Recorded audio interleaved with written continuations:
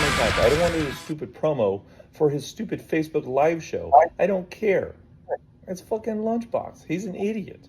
I don't give it. He's paying us? Like how much?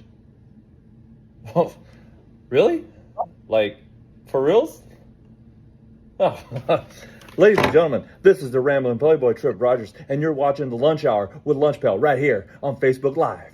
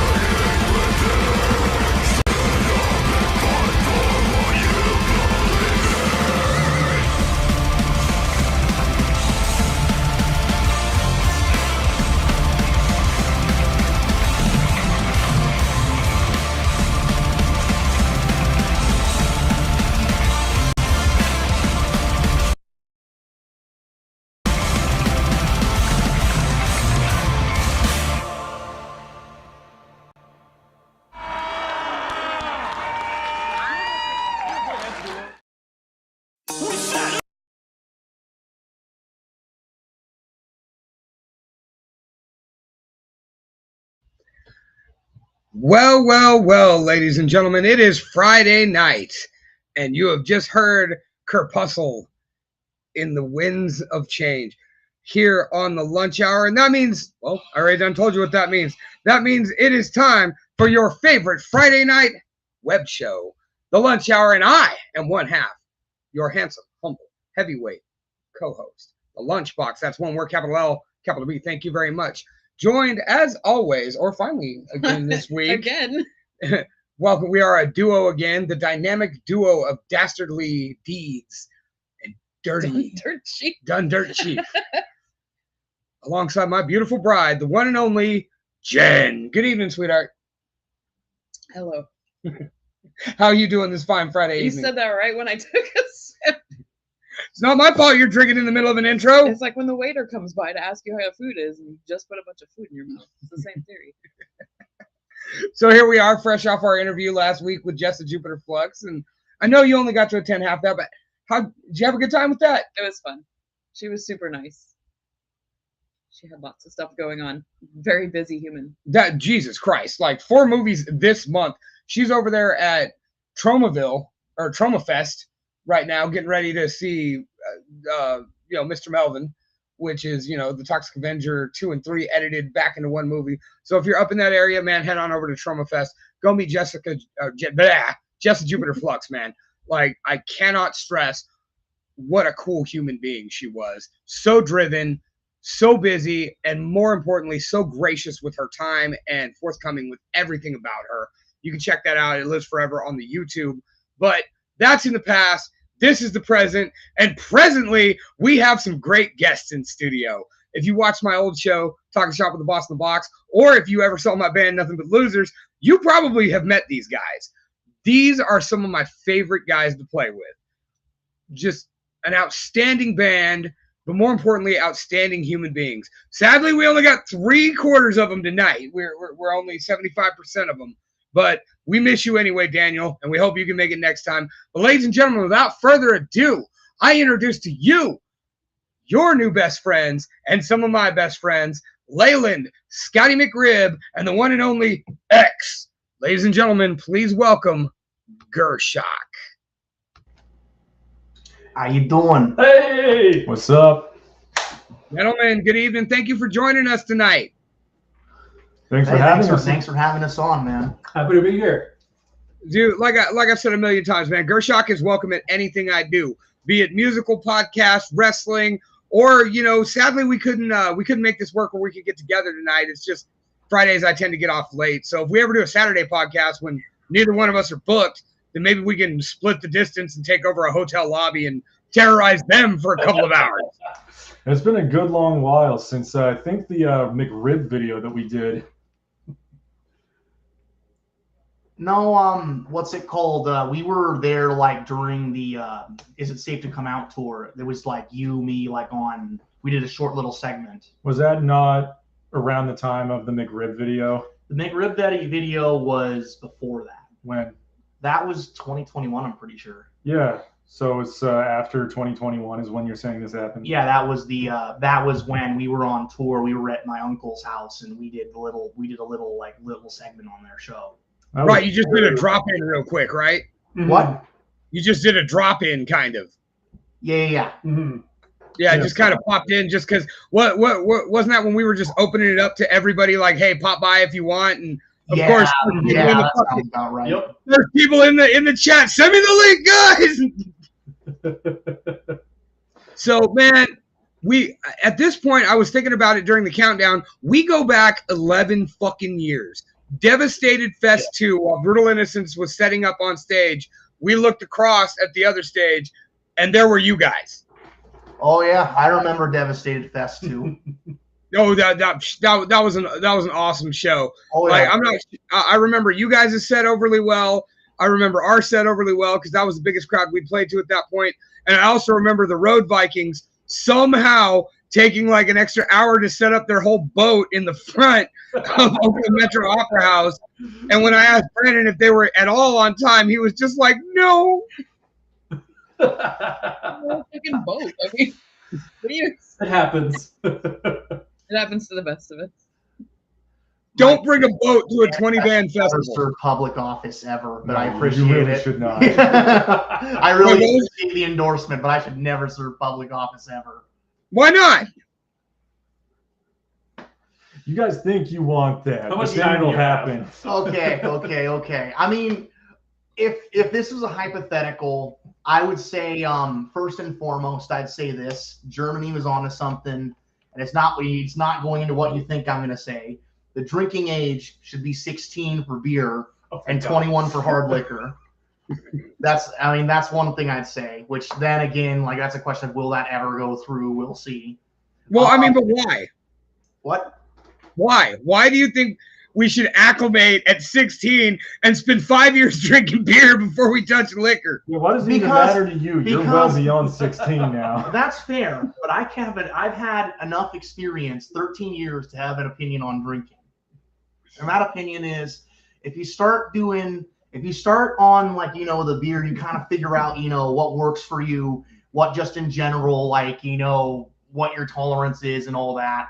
Then when the time you get to hard liquor, you get to the hard shit, you're kind of like, yeah, I kind of get where I am. It's like, is drinking a shot of absinthe right now at like Nathan, 1 a.m. what's up? Hell yeah, Nathan.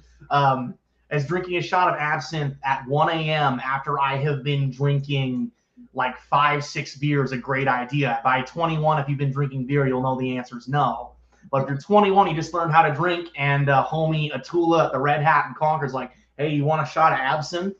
You won't know any better, and then you'll have weird dreams. And they'll be fun, but also you'll be very hungover the next day.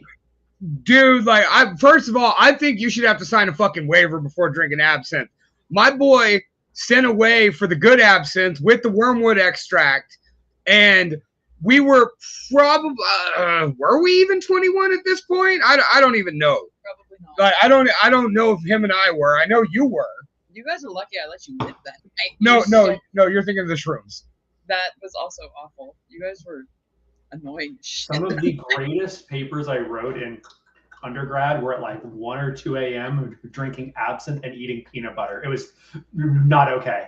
We should start that off by mentioning that Leyland has gone through law school in the time it took to make this next album of ours. Hey, you know what? And congratulations to him for finishing law school. Like, no, you're right, Mike Vanek. You can't get real absinthe in America. JBD had it shipped in, and like, we were dumb as shit with this stuff. Like, you're supposed to put 2 or 3 drops in. We'd put whole droppers full of the wormwood extract. We were putting it on our bong loads by the end of the night.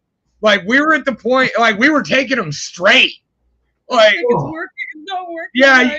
yeah, it's like eating an edible. You don't think it's working, and then by the time you realize it is, you are way too gone.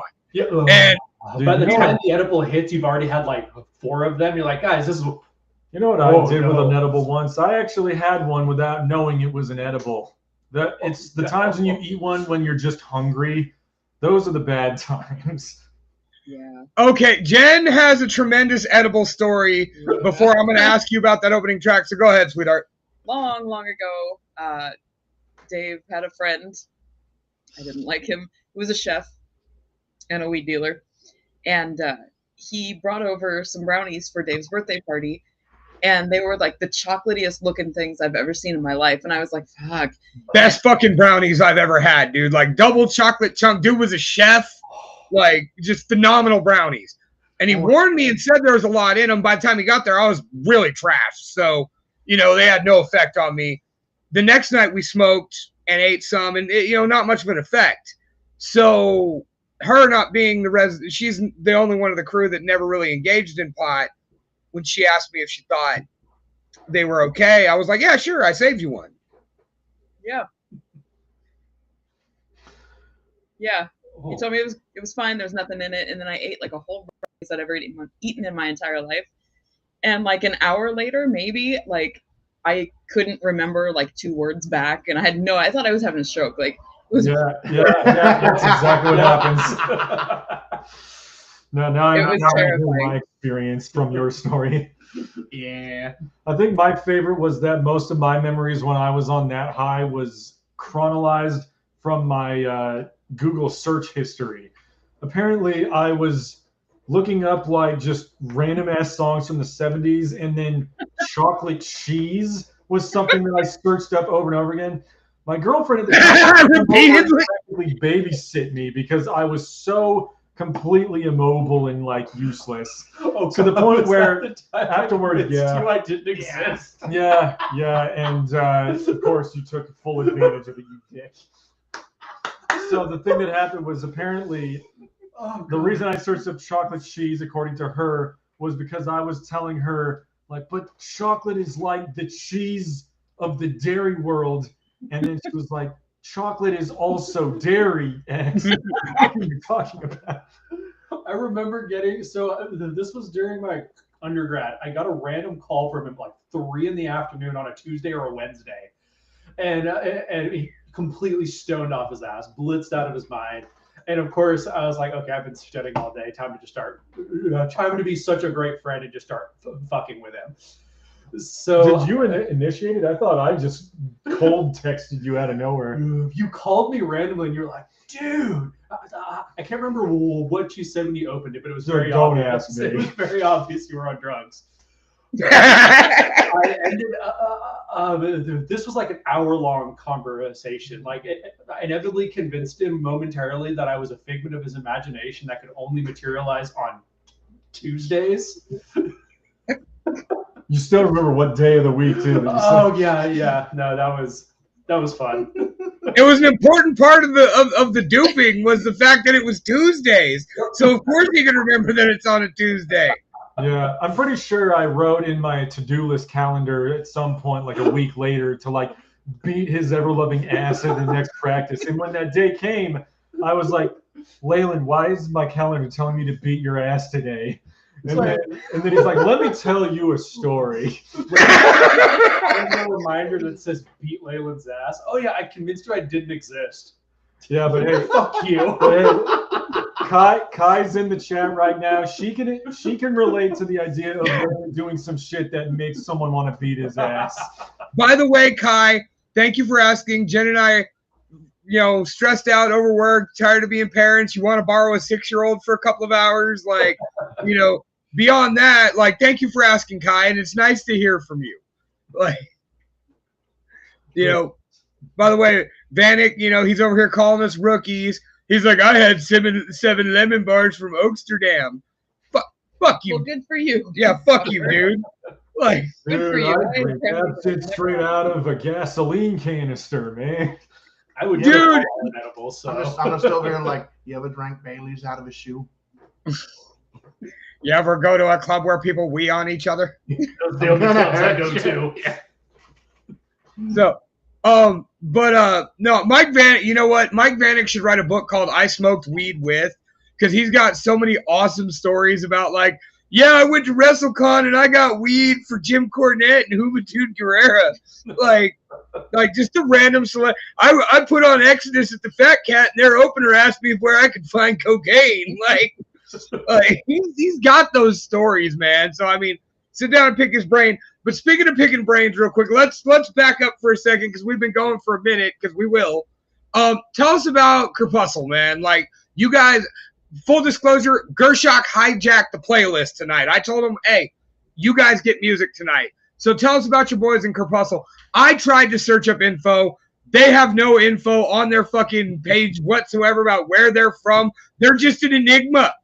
I know that was filmed at the Expo. Check Metal Archives, my guy. Like, legit. But yeah, no, Corpuscle are the homies. They're out of the San Jose area, all that stuff. Really solid guys. Really, you would think they're from Sweden based on how they sound. I mean, yeah. I mean, to be fair, like sound-wise, they really make me think of Yari era and Sephirum, and that's the highest possible compliment I can give them.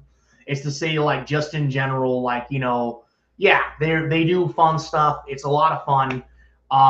Very, very folky, very, very melodic, very, very death metal. Yeah, they're good shit. The good theme about tonight with the playlist that we chose is that this album that we've been working on since right before the pandemic started in 2020 has taken us this entire time to work on, and we could not have gotten to where we are now actually talking about it without the help of quite a few people who helped this project get along the way. And Corpuscle is one of those bands featuring the one and only Aaron See, I told you the thing was going to start tripping I down do like see that. I do see that. Anywho, And Aaron provided a keyboard solo for the final track on our album, How to Bypass the Butterfly Effect. So that's something that we're pretty excited to show off. Is a pretty long one, quite shreddy. Not just like here, you just do something on keys. Like, no, we really gave him something to do. You know, I would expect no less from you guys. Like I've got a lot of things to talk about thus far of what I've got to hear off your new album, but I'm gonna save that for when we play your new song. So right now I want to stay current and, you know, talk about our boys in Corpuscle, you know, who they're my boys now too, because that was awesome. And Scotty, like, you actually hit the nail on the head. They sound like they're from fucking Sweden. I was thinking for some reason. Oh, my bad, X. So I was thinking they sound Soil Work for whatever reason stood out to me, like stylistically. Huh. Don't know why. Maybe just the feel. Because they don't sound like them. But I think that's that whole Sweden thing. I think I need to hear more Soil Work. Dude, they're one of those bands that, like, I've always enjoyed them, but I didn't fall in love with them till I won free tickets to Soulfly, and I took my old guitar player, Abe, to go see him. Go. And they opened up, and, like, we were standing halfway back drinking a beer, and next thing you know, we're like, and remember, Abe was in a wheelchair. So, like, we had to, like, all of a sudden we were a third of the way back. And then we're like almost at the front, like without even realizing it. Like, and just kind of moving in unison. Like, I didn't walk off on him. He didn't roll off on me. We just kind of, all of a sudden, we're like magnetically pulled forward. And I remember looking at him and just going, hey, bro, is it just me? Or like, is this one of the best live shows you've ever seen? He was like, yeah, dude, why don't we listen to these guys more? And I'm like, I don't know. Like, no, that's you know, a good show when you remember your placement on the ground. Like every little detail from who was in a wheelchair, what drink you were having, and all that stuff. Well, to be fair, it was hard to forget my boy was in a wheelchair. I mean, he was kind of in a wheelchair the whole time I knew him. So, you know, and I had to help him load it, unload it, put it together. Like, I became I could put together that wheelchair faster than I could put together my hi-hat stand. Like, it got to the point where I was just as pro as that. Like, you know, when you load gear and now you guys have the effects, the banners, all that. It was kind of like that auxiliary shit. Like, I hop out the truck and immediately, you know, fucking grab Abe's chair from its exact placement in the Jenga pile, throw it together. Thank you, sweetheart. And, like, you know, lock and load, throw it by the door, put the brakes on, and then start unloading everything else. Yeah, I hate those times when Scotty's supposed to bring the banners and we brought a wheelchair instead. You know what? That's why you put the logo on the back of the fucking wheelchair. Yeah. Just in case. Yeah. I'll spray paint that shit. We're good. Right? Just get it on there real quick. All right. Tell us about this next track we're going to play, because man, with you guys, we can talk all night. So let's make sure we get our music in, and then we'll continue bullshitting about nothing. Perfect. So this next one is from the homies in Nox Sinister. They're a band from LA. They've got like a heavy metal, power metal feel meets Gojira too, which is pretty neat. And as I say, like the homie Nathan, which we had to include him just in general because we'll talk about that afterwards too. He does play a large role in the album, which will be goes through. But yeah, we have sourced some guests. He is one of them, but dude's got some solid pipes on him. Frankly, and the best part is anybody in chat who is into theater, Nox Sinister is your kind of band. Mm-hmm. Well, not only that, but that's Nathan in the chat too, right? Yep. Mm-hmm. Yeah. See, so not only that, but I saw him post a yeah, comment. I saw him. Yeah, he popped up. So I mean, hey, he's already batting 1 million. We played his band, he showed up. Mm. Oh yeah. Like, so you know that's more than we can ask for. Because dude, I'll play bands they won't even post, pop in the chat, nothing. You guys are in my chat every fucking week at least just to stop by and say hi. Mm-hmm. So, and whether I'm playing you or not, usually I am. But that's neither here nor there. So anyway, one of y'all go ahead and introduce this Nox Sinister track. Yeah. So I believe we picked the Crescent Mirror. I'm gonna double check that. Oh, this is well rehearsed. I know, right? That's how you know it's like. I know. Crimson Mirror, sir. It's Crimson Mirror. Crimson Mirror. That's the correct thing. Not Crescent, Crimson Mirror. But yes, solid video from them. Bass player in that band also wasn't Vivified, which is pretty fun. But just in general, John's killing it. The guitars and drums are killing it. It's a fun track. It's theater meets Gojira. Have a good time with it. Right here on the lunch hour.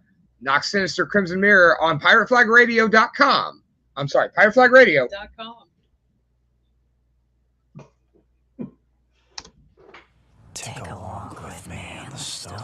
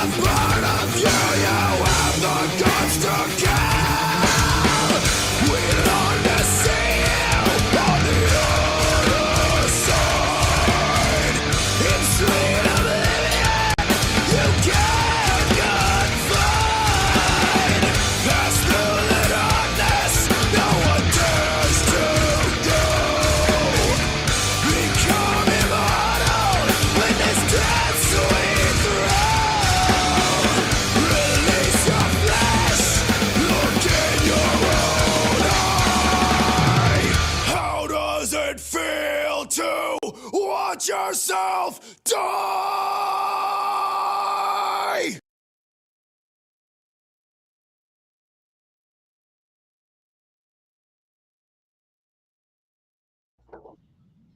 Fucking A!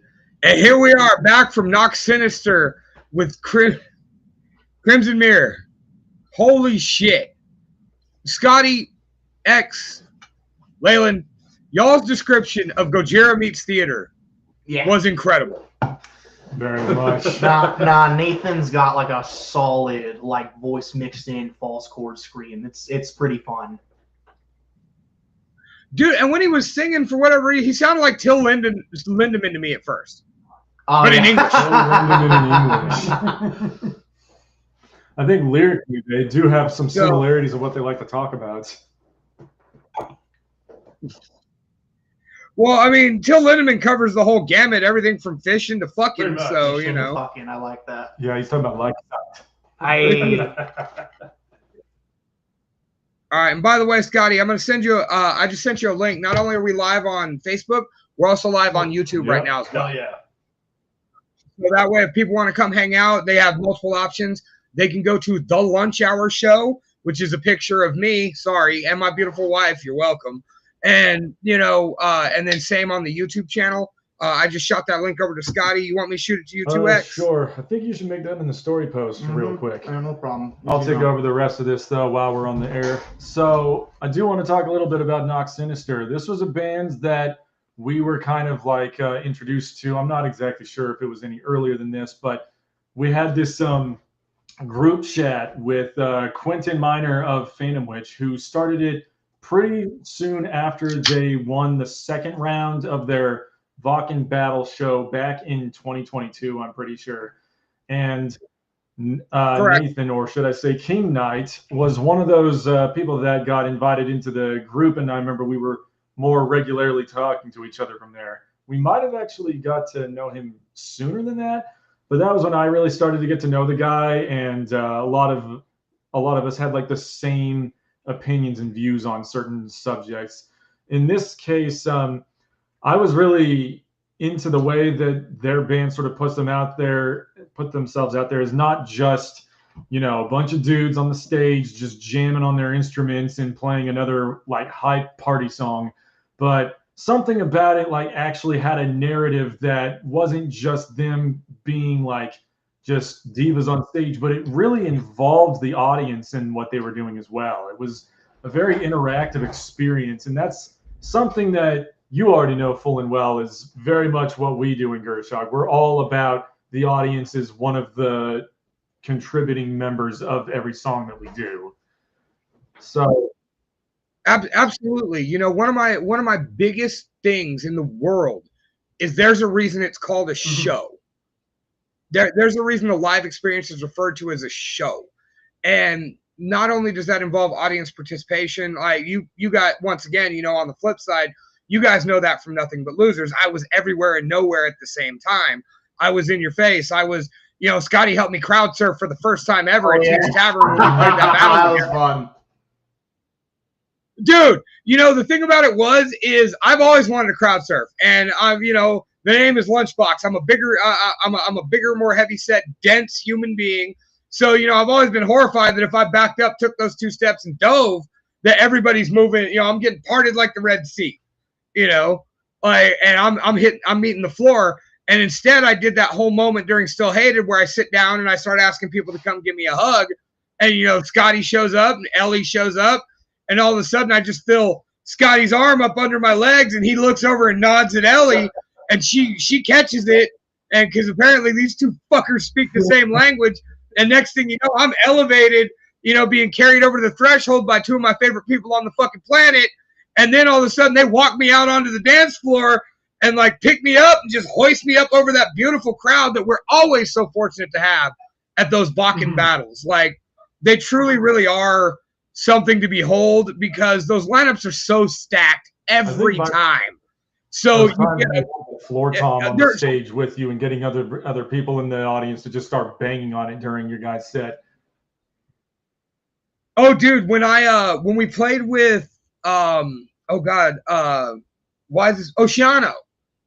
in Fresno, there was a barricade, and so it gave me like the perfect prop. And I was playing with my buddies in Thrown Out. So my boy Carlos, who was in the second band I ever started following locally. So like we've been tight for, 25 years at this point. So I handed him my floor tom to hold and would just bang on my floor tom while I was there. But I mean, going back to that, there's a reason it's called a show. And you know, I love great music. You know what I mean? You know, you take a band like Tool. If they didn't have their lights, they didn't have everything going on like that, they're boring. Like, their music's perfect. I'm not into it, but they're perfect musicians. But it's boring. That being said, people don't want to see the guy next door playing picture perfect music. They want to see a freak from outer space fucking getting up there, throwing the fuck down, involving them, bringing them into it. You know, it's funny. Crowds actually respond to how you doing if you mean it, because they're actually like, oh my God, you care how we're doing. I always think people pay money to come to a show to see more than what they can just get at home on a stereo system anyway. And that was something that I very much noticed with Nox Sinister. And when it came down time to sort of figure out who we were going to get as a guest vocalist, now I'm going to sort of bridge this into how the next album for us goes. For the longest time, we've always wanted to do an actual story for one of our albums where every single track lyrically is strung together by the same narrative and the same characters. And one thing that we got really into very quickly was the idea that Scotty and I, since he was writing this stuff with us around the time he joined us, we now are kind of realizing we have two people in the band that are capable singers and can actually take over one track or the other, just depending on who we feel is more up to the task. So we were playing around with that a lot of like, well, clearly you've got a character, I've got a character, but we wanted a third one, and no one else in the band is really like suited to do vocals like that. So we realized we wanted somebody who we could like ask specifically to play like somebody that we had in mind. And this is to say Scotty and I playing the two sort of protagonists, deuteragonists, that kind of sort of thing. But we wanted an antagonist in this one as well. And of all the people that we asked, the one that was the most suited and clearly the most up for the task was King Knight himself from Nox Sinister. And boy, did he blow us away with what he delivered on the performances. He's on 5 of the 10 tracks playing his character's role. And honestly, it's one of those things where, like, yeah, any one of us in the band could have done those lines, but the fact that he's doing it means we don't have to trick you or convince you that he's another character. You just hear his voice and you already get it without any kind of introduction. He doesn't sound like him. He doesn't sound like me. He sounds like him.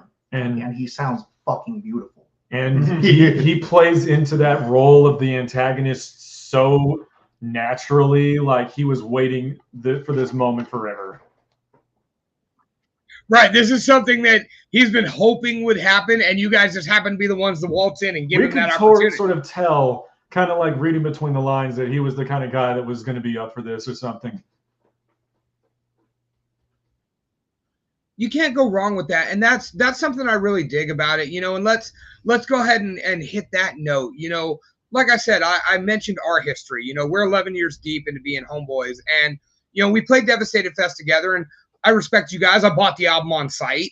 You know, when my dad was down from Oklahoma one point, and he just happened to go to a show that we played together, he bought Dark Matter. Wow. Yep. You know, on site. Yeah. You know, he bought everybody's album that night. And I ripped it onto my PS3 actually. And you know, I know the moment it really happened. I don't remember if we were playing together or if Scotty just happened to be at the other place watching one of his boys, but I was getting ready to grab a beer at the bar, and I turn around, Scotty's just standing there, and he buys me a beer. So I was there and he was too. He was not. That was the first time I played Modesto. It was with Average. And it was, oh wow, yeah. That was a band that it was the college, like fun, like dumb, sludgy punk rock band where like I did guitar and like we went to a Christian school and just started shouting obscenities. Oh yeah, no, that it was amazing. Like that was an incredible time. Nothing in the world will take that away from me. It's to say our goal was to get kicked out, and we actually achieved it that night. Well, I mean, full on out. It's like I almost yeah, sure we did. It's like I almost fought somebody. That's its own thing, but you know. You almost fought it's like somebody? I was You fought a Christian. Nah, I know I would have won. The point being is like we were there preparing to do the thing, and I was like, oh, I know what this is gonna be. So like I'm like 10 shots deep before you go on. Yeah, like, I don't know. I don't know if you can picture it just yet. The bands before us were a 5-girl like Taylor Swift cover group. There was like someone with an acoustic guitar playing folk songs with a harmonica. And then there was us playing punk music that was just not okay for the audience. So it's to say, like, to describe that band, it was like we blended mine and Sean's love for sludge metal with Sawyer's like punk rock edge. So it's to say we put that together. We were not slower genres with one of the faster genres. and it worked. That's the main thing, is it worked for what it was. Is to say that like essentially.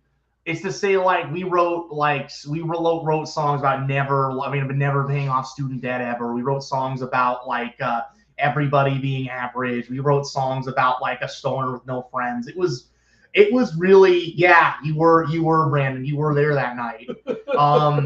But just what's up, boss Blacker? Yeah, like, no, like legitimately the whole, we got up there, we did our thing. We were told we only got like 10 minutes. We deliberately. Well, it's a punk rock band, so you could do like 19 songs in that 10 minutes. We deliberately went longer. We were the band that nobody really had the guts to like tell us to stop because we were trashing the place. It's a say these like guys are scary. It's a say like we did 2 songs. Like we did 2 songs. We planned deliberately like, okay, these songs go into each other. Then after that it was like, okay, we're not done. We're gonna fucking feed back in our amps. Yeah. God, that was a dick move that whole entire night. To be honest, but like we did a thing. It is funny that like he sort of remembers a time when you and I were both in a group, and he still associates that with Gershok. It kind of shows like anywhere you go, anywhere I go, it's always like, oh shit, Gershok is here. I have people who think that my name is Gershok sometimes. Well, my homeboy, Kevin, he was a former SP, said you're Gershok, man. I remember that. Yeah. That's how it goes. So, but I mean, anyway, circling back, wow, that was quite the fucking segue, and this is why I love having you guys, because you never know what moment we talk about is going to be like hard left, and let's talk about you guys getting kicked out of a Christian school, like, but you know, like I said, Scotty bought me a beer, and that was the first time we just sat and bullshitted. And like, it was just like, okay, cool. Like, I like this guy, you know, we can hang out. And then, you know, just over the years, we always cross paths because let's face it, we all play together all the goddamn time. Group we're in, that attitude never changes. Yeah. And, you know, then Scotty joins up to help me and Brandon out for the Giving the Devil His Due set with Hood. Oh, that was so much fun. And all I could think, the moment Scotty left that New Year, because we practiced on New Year's Eve at Brandon's house. All I could think the moment Scotty left, I turned to Brandon and go, bro, why isn't he around? Why don't we hang out with these guys more? Like, what the fuck? What is wrong with us? And he's like, I don't know what the fuck you're talking about. I hang out with Scotty all the time. Like, they're like, well, we live 100 miles apart. Me of like the whole McRib video when you like called him out as like the whole talking shop with Boss in the Box. More like, who the fuck is Dave? Oh yeah. Oh my god. I'm gonna take a second, Brandon. Your question: did you have songs about turning down girls for sex because you had tested the next morning? No, actually, the closest we had to that was Booze King. Dude, he freaking got you. Which essentially, what's it called? It was a song about not giving a shit because we were just drinking way too much. That was a joke, you know. Scotty, he's like putting bait lures into the water right now, and you're just grabbing it. Oh yeah, no. I'm guessing we got a story there. A story there. I guess we got a story there. No, like legitimately, like that was honestly that was one of the ones that we were writing like when I was out of college and I was living with a bunch of homeboys. We were still going, and like there was a dude there who like just straight up like the light beers in the fridge, they just vanished. And I mean, I'm saying that says something. It's like he straight up like he'd be playing like freaking Rocket League on his Xbox in the middle of the living room. He'd go like pick like 5 beers up, do his thing, and then like in an hour he'd grab 4 more. So he's like, he's the fucking booze king, man. And like that was the whole thing, you know. Are you talking about the man, the myth, the legend? Yes, the man, the myth, the legend, Jeff Telganoff. Telganoff. Yeah. Wow. Yeah. Dude, when I was on Tinder, I picked up girls just by saying Jeff Telganoff. Yeah. Like the I name straight has up power. said Yeah, Jeff man. Telganoff, and I got 12 matches with that one. Just put it in your profile and you just match with all of pretty Tinder. much. I still remember the joke. No, So, but I don't think I can my keep that point lie going for long if I just like, no, my name is not actually Jeff. Yeah. So my point in starting that whole segue is, you know, that seems to be a recurring theme with Gershok is the community, the fact that you guys really take your relationships with everybody seriously. I mean, you guys are on here just because Scotty was like, hey, can we come on the show? Well, yeah, what day's good for you? Like, how about the week after that Jessa Flux interview? Done. Like, if you're available, I'm available. You know, now you're telling me these stories about, you know, being in a group chat with Nathan, you know, or Nathaniel, is it? Nathan. Also, you Nathan, become okay, King cool. Knight. I'm sorry, King Knight. You're in a group chat with King Knight. You've already brought up the almighty Quentin Miner, who, you know, you had invade talking shop with the boss of the box just because I said something about not liking Slayer, and you brought him out just to tell me what a dick I am. And, you know, and now we got Brandon over here, you know, asking questions. Didn't you have a roommate that was literally just the couch guy? Like it was like a Kevin Smith movie? Brandon is just dropping bait. If we grab that, it's already a slippery slope down the drain. Mhm. Yeah, I'm not touching that. Okay. I'm not touching We're not touching the guy on the couch. Hey, Two Tubs, I mean, we're down the street. If you want to come invade, I don't know if there's room in the frame for you. You know, that's not a joke on how big you are. That's just. I'm gonna say this, Brandon. No. My roommate was not JD Vance. Scott, there you go again. You grab the bait every fucking time. Every fucking time. Tell me honest, I just thought of that. I did sleep on this guy's couch for like 2.5 weeks though, because I needed a place to stay because I was moving to another apartment and switching jobs and everything. I was like, yo, I need a place to crash. It was intended to be like 2 or 3 days tops. I ended up basically living with Scott for like. I like how you would regularly like jump scare his roommate too at the time. Oh, I scared the shit out of his roommate on a regular basis. Was that Dakota or Mike? Dakota. Dakota. Yeah, because they were both there at the time. That's why I was asking. Proceed. Give us a quick story. So, very early on when I was crashing on Scott's couch, Dakota and I had an inside joke, just like very, very, very, very quickly. We would just like hop around the corner and like do a surprise voice towards each other in like the ridiculous who's that guy from the Wild Thornberries? Nigel. Nigel. Yeah. And so we would like smashing. It was 100% that we would just like pop around the corner and be like smashing, and then just vanish. And so Dakota was up super late one night. I'd woken up super early. It was like 5 a.m. Dakota was playing computer games, I think. And he was super entranced with this game. I had gotten up and like left the room and had circled around to the kitchen, and so completely like behind him. And Dakota turns towards the couch. I'm not there. He then looks into the kitchen, and there's me standing with a glass of water with one singular light overhead. Smashing at like 5 a.m. He's like, what the fuck, dude? Please don't.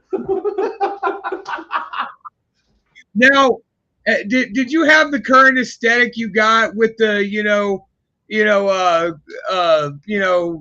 Timu Jesus over there with the hair and the beard? I was just like the early stages of the beard, but I had the hair though. Dude, don't even bring that up. I got crossfaded as crazy in like Oregon, and I legitimately was looking at Leyland's face, going like, "Why did you never tell me you were Jesus Christ?" And he's just staring at me like I'm thinking this, and I think I'm telling him like psychically, and he's just looking at me like, "Hey X, are you okay, buddy?" You're kind of eyeballing me a little bit. Hey man, if you good? He's just in my mind, it's like, okay, Scotty, I mean, he's just the dinosaur dad from that TV show Dinosaurs from the 80s. Daniel is Daniel. But Leyland, you are Jesus Christ, literally.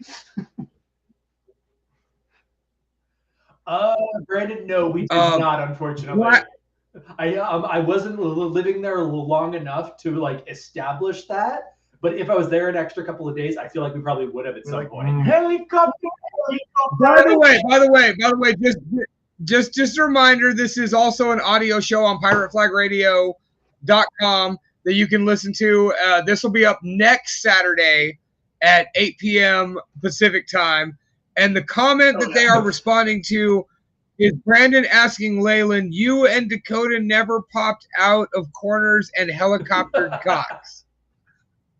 You don't just come right out with that though. You have to build some sort of ease into that. If you don't just move in and live on somebody's couch, and that's the first thing you do, like night one, you gotta like ease into being, like super comfortable. Well, right, but you were there for a half a month. Like I figure, like night 12, maybe you can start helicoptering. I'm kind of shy some days. Dude, honestly, this is the most outside of the last Toots Bakken battle when you and me ran into each other before I ran into anybody else. This is the most I've heard you talking. Oh my God! You should have seen like the music video that we did for this song that we're about to play. We got together like this whole outfit for him. We bought like these knee pads at the last possible minute.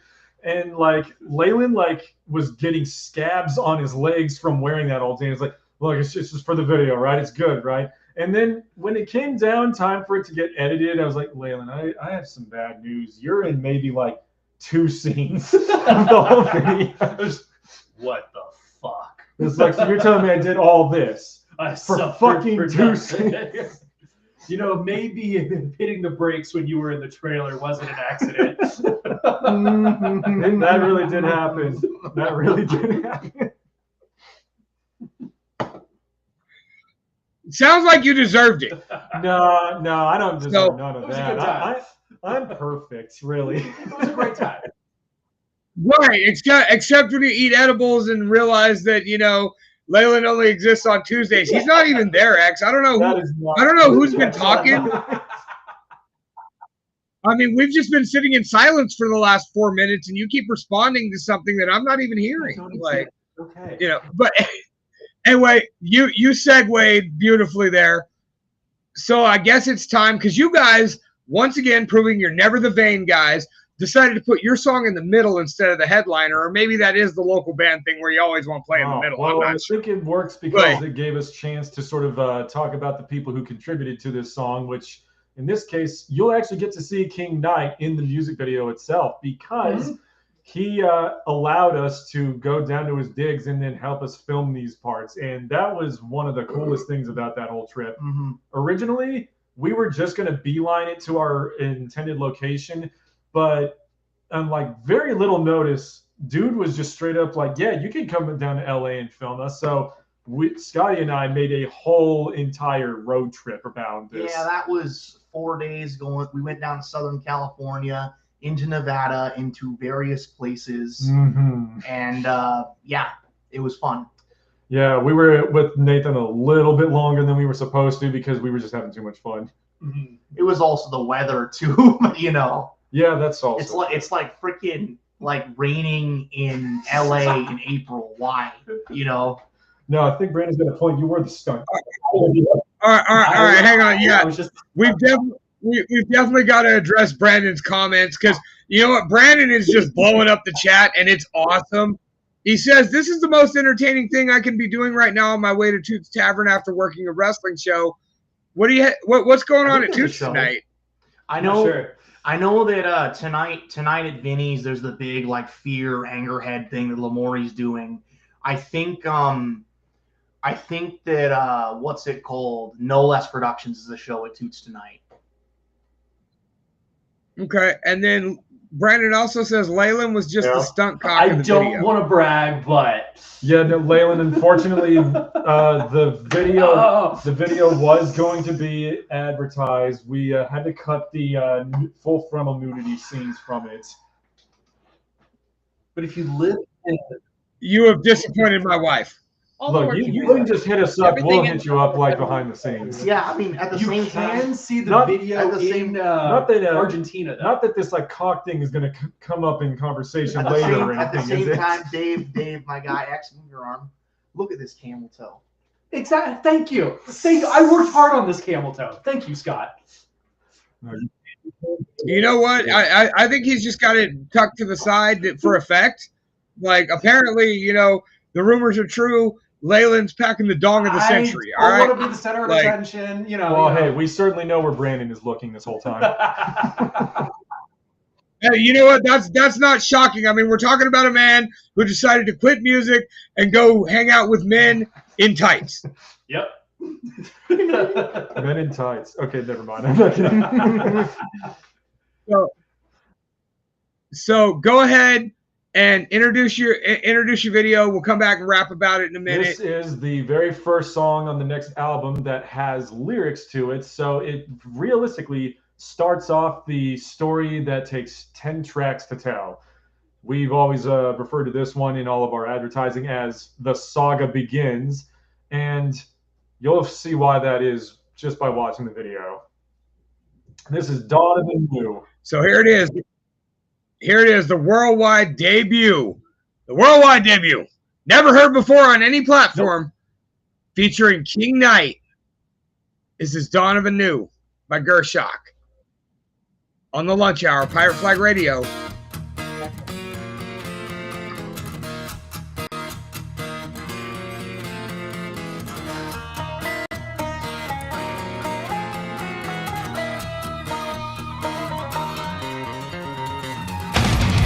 Calling all adventurers to explore the great unknown. Those with the skills to dream, but without the means to act. Join me as we bring an end to the era of gold and bring about a new era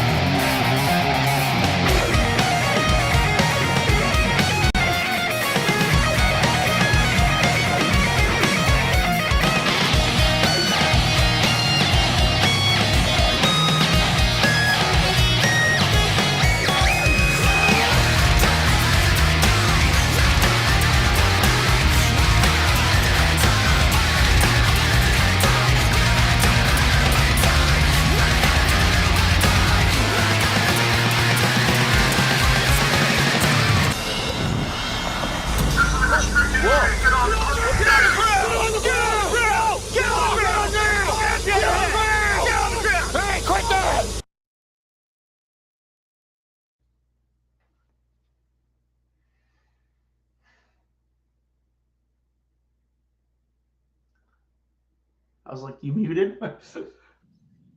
I was still muted. I'm sorry. I got excited. Military police showed up and put Gershok on the ground, and like next thing you know, I'm going off on a tangent there. Like, wow, there it is, guys. Dawn of a New by Gershok, the worldwide debut on www.pirateflagradio.com. Never been heard anywhere else before since. Right. I didn't listen to it for the first time when I took my kid to Guitar Center a couple weeks ago, on my way to Modesto. I didn't do that. Of course it not. didn't happen. Oddly specific, but okay. So, but no, guys, like, great track. It's I'm really noticing a bit of a different direction with you guys. Like, you guys have always billed yourselves as being experimental in part of the description of you guys. And I see a lot more of that. You guys are, first of all, you've talked about that, you're viewing Scotty as more of a capable singer. So you're utilizing that aspect a lot more. And secondly, I told you after we debuted Vilverine that night that you guys have become masters of vocals. And I feel that's a lost art. I got into a lot of new wave, like bluegrass and that new country with like your Coulter Walls and your Dead Souths. And what really got me into them is the use of vocals as an instrument, and not enough rock and metal bands utilize that. And you guys have tapped into that, so go ahead and talk to us about it, man. Yeah. All of it, bringing in, I'm sorry, Dark Knight? King Knight. No. King Knight. Bringing in King Knight. Visiting Area 51, and, because they can't stop us all.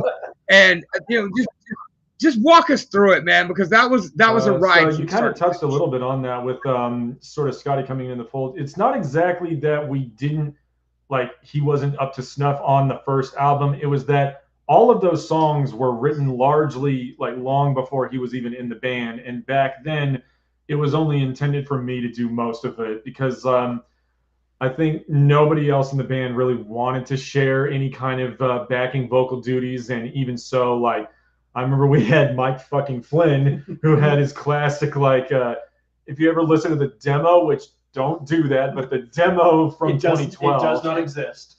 We got a Locked It On a Flu where I just straight up I stick to you like molten tar. And then he's like, I grow again. That was, no, the line is, I grow again, like that. All right, I got you. I can do that. I grow again. And from that, that was so much fun. It was for the longest time, okay, got it. I'm the only one singing.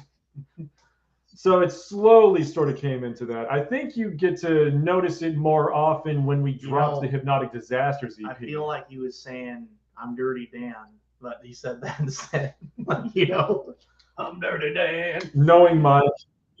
Yeah, that's all I'm saying. Yeah, so I always think of it this way. A lot of people sort of, when they think about the golden age of Metallica, the thing that sort of stands out in that era compared to when they were doing the Black Album and the Loads and Saint Anger, all the very kind of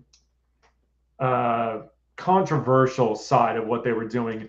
What a lot of people missed about them that they brought back on Death Magnetic was the harmony guitar dueling stuff that they would do. That was thanks to Cliff Burton, a regular mainstay on every song that they put out there was having the two harmonious guitar lines going on for an entire section of a song. And at first we tried that, but it was very difficult to justify stretching a song out long enough for that to happen, because it would cut into vocal time, it would cut into other instrumental transitions. And while Metallica could do it because their songs would go up to 7 to 8 minutes regularly, we were still trying to keep it somewhat succinct, at least at the beginning. So we found a lot better luck doing vocal harmonies rather than guitar harmonies. I feel right now, every band out there that grew up with Metallica, grew up with Iron Maiden, are doing Iron Maiden type dueling solo harmonies sections all the time. Not enough really think, you can do that with your own voice too. Like I think you get that with Alice in Chains for a little bit, but very much like not the most prolific band out there. So even so, it's like there clearly is a lot of untapped mastery that not many bands even think to go into. I think actually, I think Avenged Sevenfold might be a good example of that too. Avenged Sevenfold's a tremendous example of that. All That Remains dabbled in it a little bit. But it's funny because A7X also does the harmony solos as well on the guitars. Well, the thing about it is it's when you do stuff like that, like you said, it becomes something that makes it a little tougher to sell, because then you're selling to musicians. And let's we all love to pull our dicks out in the proverbial sense. Leyland, keep it in your really pants. try it. I promise. Okay, I appreciate the effort, but we're talking about in the proverbial sense here. So and when you're selling to musicians, that's great and all. It's nice to play the best music, but that's not what makes you accessible. And so you have to kind of walk away from that. Avenged Sevenfold, they grew that as they went along. Like they always did a great job with vocal harmonies. They always did a great job with solos, but they were a 1 in a million shot in that. Not everybody can get away with that. So then you go into the vocal side of things. Alice in Chains is a great example of what you're talking about. Lane Staley and Jerry Cantrell, and my wife is a huge fan of the Unplugged album because Jerry Cantrell sings most of it. On the subject of Alice in Chains, I'd also say they've retained a pretty solid grasp of that even post-Lane, which is its own thing. It's like Black Gives Way to Blue is a really solid record from them. It's to say, like, post that, they're still doing good. It's just to say, like, it's not quite the same. The singles are good on them. Well, it's no, it is. And it's to say that, like, the new guy's doing great. It's like that's the main thing. Is just to say that the songs also, like, it's like Devil Put Dinosaurs here, for example, had 3 really good singles that like stand up like to a lot of stuff they did, and then the rest of the album's pretty bloated. Hollow as a mountain. Yeah, that's one of them. I remember hearing Stone, and I was like, oh, I love the shit out of this one. That was more of a metal album than a grunge one at that point. Oh no, totally. It was metal. Well, we don't need to get off on an Alice in Chains tangent, but that's something that you guys have tapped into that not a lot of bands are tapping into. I even tried it with Losers a lot, and we had some really good moments with it, but it was something I couldn't get the guys to sustain. On no, we need to stack a 3-part harmony.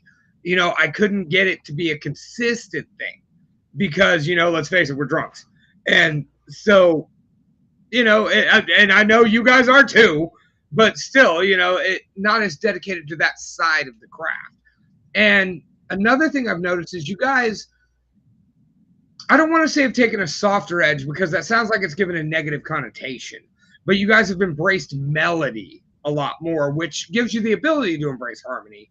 But you guys have, I don't want to say gentled up a little bit, but you've become a little more of a rock band in that regard. You're not as ball bat in your face. It's more about the melody, more about the harmony, more about the musicianship than just being heavy. And you guys have always been solid on that, but it feels like you guys focused on that. I mean, after saying that, I'm just over here looking at my boys. I'm like, I can't wait for Hammer and Cancer to come out. Yeah, no, the funny thing is the way we're kind of slowly releasing the songs on the second album is some people kind of took The Gates of Ilverine as what we're going to sound like on the next album. And in all honesty, that was probably the lightest of the songs that is on the next track. So Donovan New, I'd say, is the next step above that. It's pretty much at this point scaling to where it's going to keep getting a lot more harsh as it goes on. Yep. Yeah. It's to say, like, we really experimented and blended a lot of different styles. Let's say, like, in a lot of ways, none of the sounds on the record really sound the same. They still sound like us, but they don't really sound the same. And honestly, I've always wanted to do a record like that. So I'm happy this band did that for me, just creatively. It's just to say that in general, like, there's what I tell my friends about it is like when I talk about the new record, I'm like, well, some of the stuff on this thing is the heaviest shit we've ever done, bar none. And some of it's barely metal. And I wonder what people are going to think about that, you know? But it's to say that just in general, like, with the vibe of this one, it was like really, really themed in like the whole desert sound. And well, I'm over here. I got my I Hate God shirt. Like I'm a big fan of like the whole doom stoner sludge subgenre. That's one of my favorite subgenres of metal and rock. And when it came out to be like, oh, hey, we're going to do this, I kind of started the writing of what became the acoustic guitar part. I did notice that acoustic guitar part, and I dug it, you know, because it's one of those things, being as nobody was slinging an acoustic in the video, if you're not listening, you're not going to spot it. No, we kind of wanted people to mistake the acoustic guitar for just some kind of ancient folksy instrument in a way. That's why it was mixed in with a Persian tar and a Persian ney, which we actually got outside help to lay those tracks down in particular. And they even came way later in the making of the song. At one point, there wasn't even that vocal intro where King Knight was doing that entire opening line on the megaphone that he was doing. It was like when we were sort of thinking about like something's missing here, where more and more the ideas we would come up with were less, how do we make it heavy? How do we make it metal? And more, how do we make it so that people really think this takes place in the middle of the desert? Trying to add the touch of realism. Yes. After all, the whole album is kind of a big sort of theatrical sort of like story experience going on. We want people to sort of feel like they're being taken on a ride, and the immersion has to be on point for that. And you know, this is very relevant to this weekend because tomorrow night, Jen and I are going to be at My Chemical Romance for the Black Parade. I'm so jealous. You've seen what they've been doing live these days with the podium and the stage they got going on with the election. Oh, Jen, go ahead. What? I just figured you might have some input. She's here. just No, she's lying down there, so eager to just jump. You know what, man? We're in our 40s over here. Like we're both pulling full work schedules and parenting a crazy 6-year-old who's probably going to join Gershok in the next 5-6 years. So, like, if you need an additional whatever the fuck he's going to do, like, I've got him drumming now. I've got him play. He's working on his guitar. I've actually got him working the frets now on his guitar. Like, kids going places. Probably not college, but places. You know, yeah. Now he's trying hot wire cars on too. the real, like a little tangent here. No. There's lots of opportunities. Like there's like on the real, like, you know, I did the whole 4-year thing, and these days, like, I'm doing trade work and whatnot. And it's like it's the stuff that's not going to get replaced by AI. Like it's not gonna.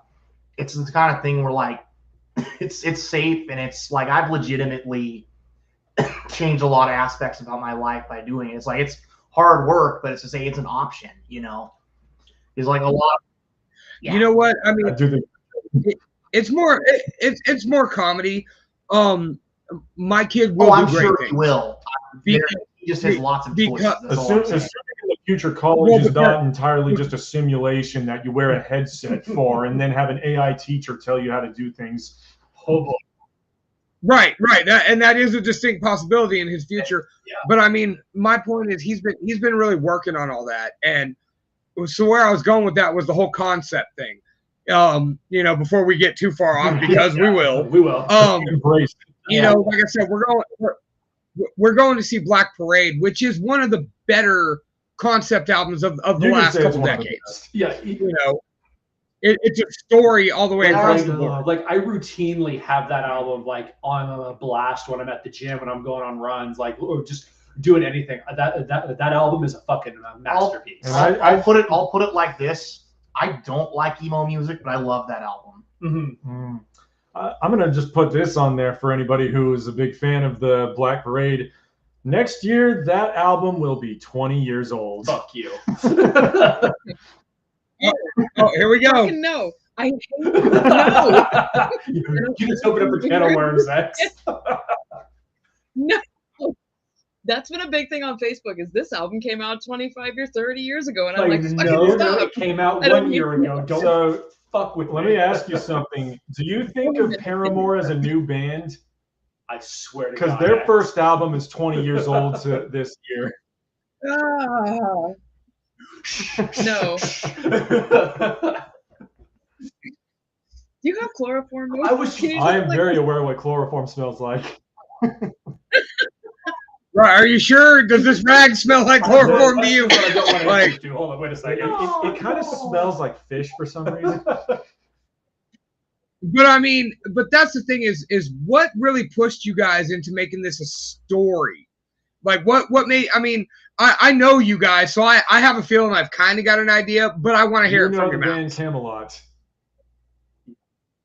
I know who So, they are. I discovered in while I was like still in high school with this guy, their album The Black Halo, which as it turns out was part 2 of a 2-album concept in which they tell the story of Hans Goethe's Faust.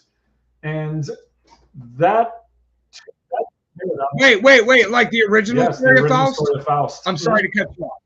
They actually Okay, tell it so in for the- those of you who in don't the know- 2 albums, Epica and The Black Halo, and that changed my life forever after that. Okay, for those of you who don't know what Faust is a story about a man who sold his soul to the devil. You know, and it's that's as far as I'll go with that, because if I were to go any further with that, it's insanity personified. Mephistopheles. Mephistopheles. Yeah, no, honestly, if anybody wants to get into that story, really good place to start would be Camelot's Epica and The Black Halo. They do a wonderful job of adapting that story into those albums. And honestly, it was one of the first times where not only did I get the idea of a concept record, because lots of bands have done concept records, from like the Beatles to Pink Floyd to Frank Zappa of all groups. But I don't think I've known another band that so expertly wrote an album that included characters that had names and whole entire character arcs within the story of an album being told. So that was Well, you don't listen to Big Dumb Face enough, all right? that was something that I've been wanting to do for the longest time, and it's something that we're finally getting to do and putting out there with this album. Yeah, on that subject too, what's it called? My 4th favorite artist of all time is Devin Townsend, and he did a couple story-based albums that in that realm, like stem from a really silly concept, but he just runs with it. It's the whole like, what if aliens came to Earth? It's like the whole like, you know, you got your Ziltod the Omniscient, and he's like, he just comes down, he's like, you give me your finest cup of coffee, black. You have 5 Earth minutes. Make it perfect. Yeah, there kind of like on that, there was a lot of people who thought the music video we did for Dawn of a New was about aliens. And I was like, listen, man, I mean, when you're going past the desert in Nevada on the way to where Area 51 is, you're going to see a lot of alien crap like on the road. And we just couldn't help it because we're like, well, that's got to be in the video. I believe it for real. All right. Roswell. So speaking of that, when my dad came and got me and my best friend from Oklahoma right after our 8th grade graduation, and he went out to Oklahoma with me.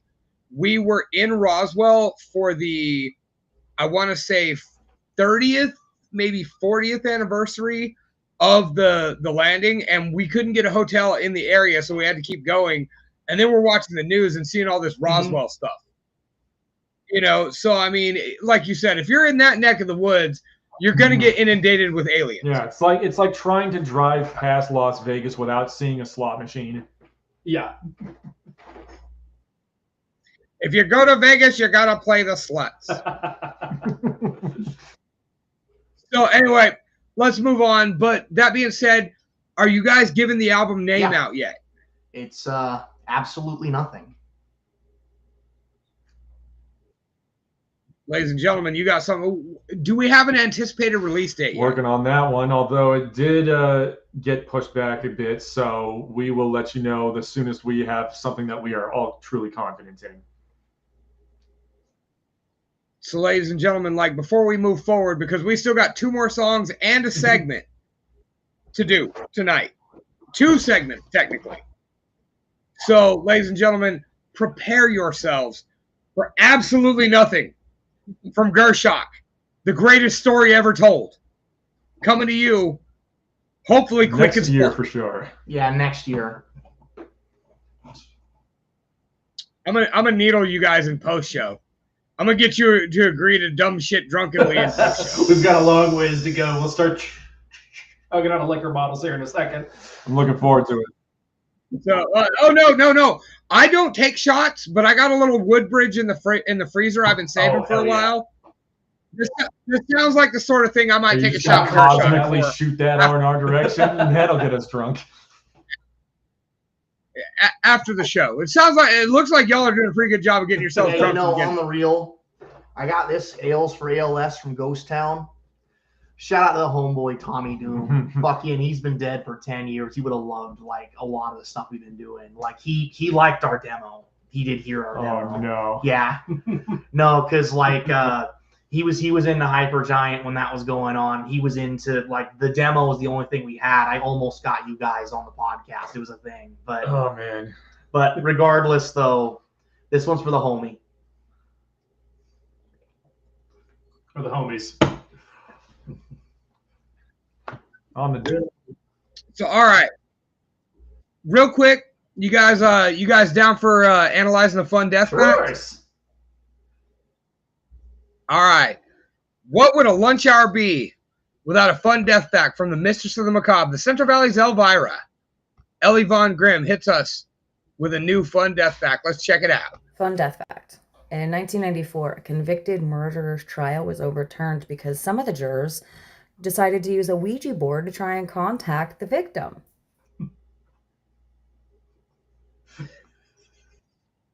Did it work?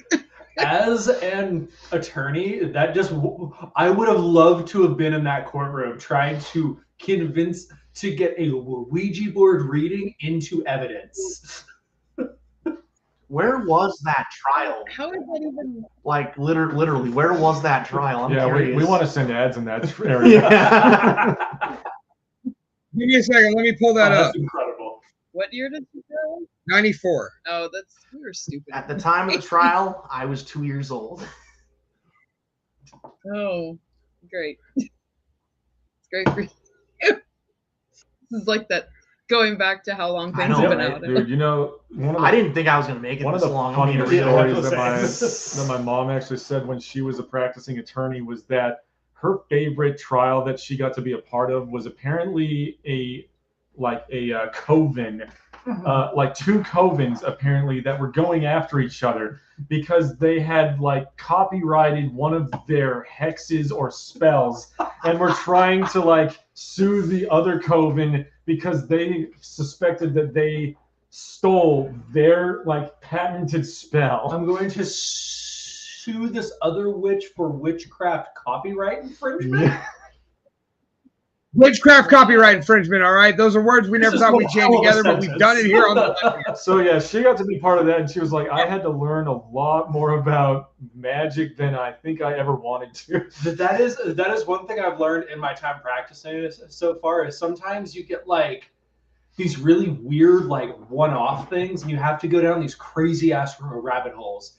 Like about 3 weeks back, I had to get read up on Shrory law, well law, land, yeah, for like water wells. Just these random ass rabbit holes, and you spend like hours researching. And I've learned things I never thought I would ever have to know. Right, the things that you didn't even think would be useful or pertinent. Water rights, like what the fuck? This has zero use. All right. So in 1994, a murder trial, a jury used a Ouija board during deliberations led to a retrial highlighting the potential for juror misconduct. The case was Stephen Young was convicted of the murdering of Harry and Nicole Fuller in 94. During their hotel stay while sequestered, 4 jurors used a Ouija board attempting to contact the deceased victims to ask who killed them. One juror, the way it was discovered by the courts was one juror who wasn't involved in the Ouija board session informed the solicitor, leading to the revelation of the incident. The Court of Appeal overturned the conviction and ordered a retrial. While the Ouija board incident sparked controversy, Young was ultimately found guilty in the retrial. The case, often cited as a prime example of juror misconduct, demonstrating the potential for beliefs and non-evidence-based methods to influence jury decisions, according to the University of Melbourne. That kind of makes sense. The influencing. Yeah, that doesn't sound like a mistrial at all. I mean, I'm just sounds over almost here. like a jury. I that still sounds like a jury want to of know your where peers. that trial took place, though. Not gonna lie. Hey, how's it going, Joe and Benny? I see that we didn't get to those messages. Oh, Mr. Benny from Texas. Hello, Hey, he's from Texas. fellow Texas. That's my boy Twitch. Also, please tell your cat I said hello. Oh, me? Oh no, that was Kai. Apparently, Kai got on the Sorry, keyboard. started walking across. I was wondering, we were just talking about I being didn't- drunk at that time, and I was like, oh, someone's already ahead of us. Somebody's beating us in the chat. This is Nope, just a unacceptable. cat slamming on the keyboard making magic. I've been drinking seawater to stay alive. That will kill you. Get back!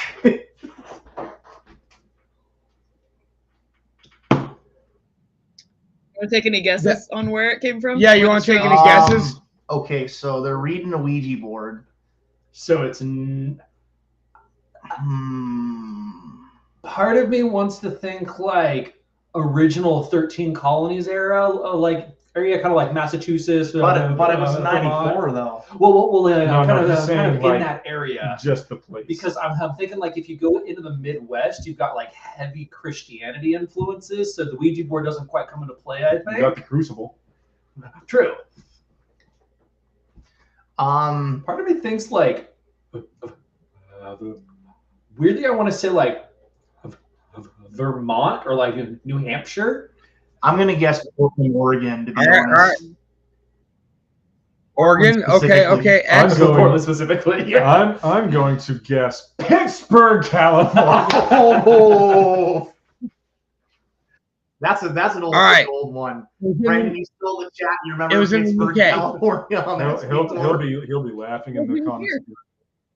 was not in the United States. It was in the United Kingdom. Oh, that makes sense. Those people are crazy over there. We don't talk to them. My guess is still Pittsburgh, California.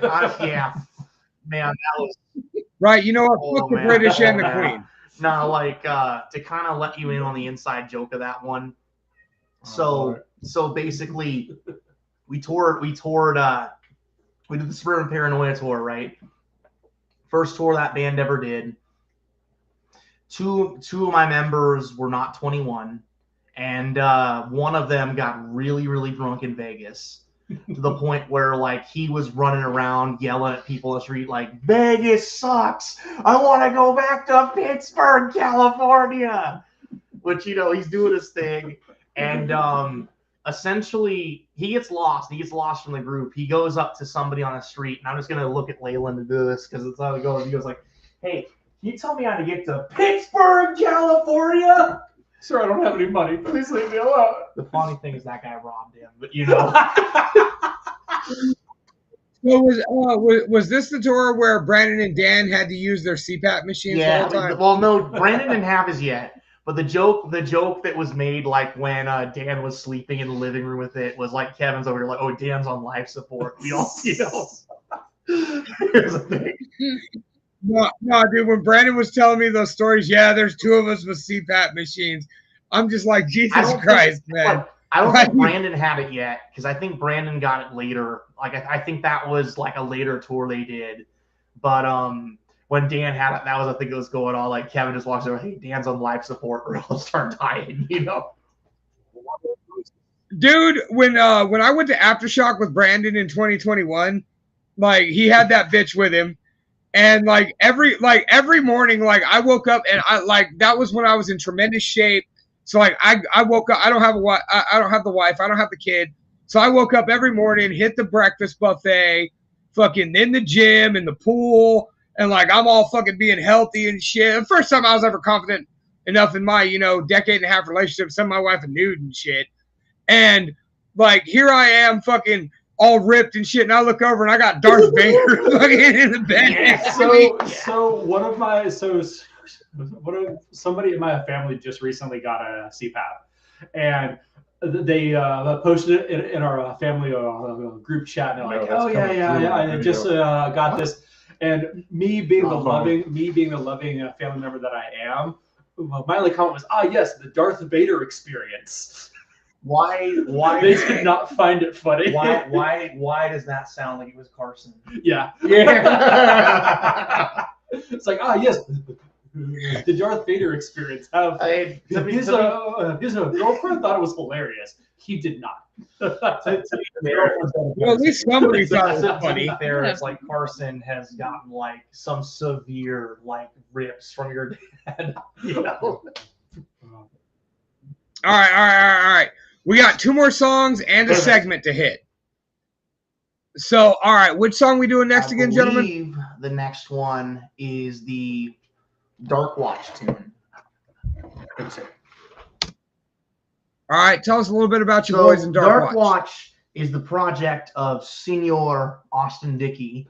He's a frequent guest and collaborator with Jared Dines, who honestly, Jared kind of gave us one of our first viral moments when he had his video. We showed up and saw his band at the time, Rest Repose. He was asking people, "Hey, give me your best metal scream."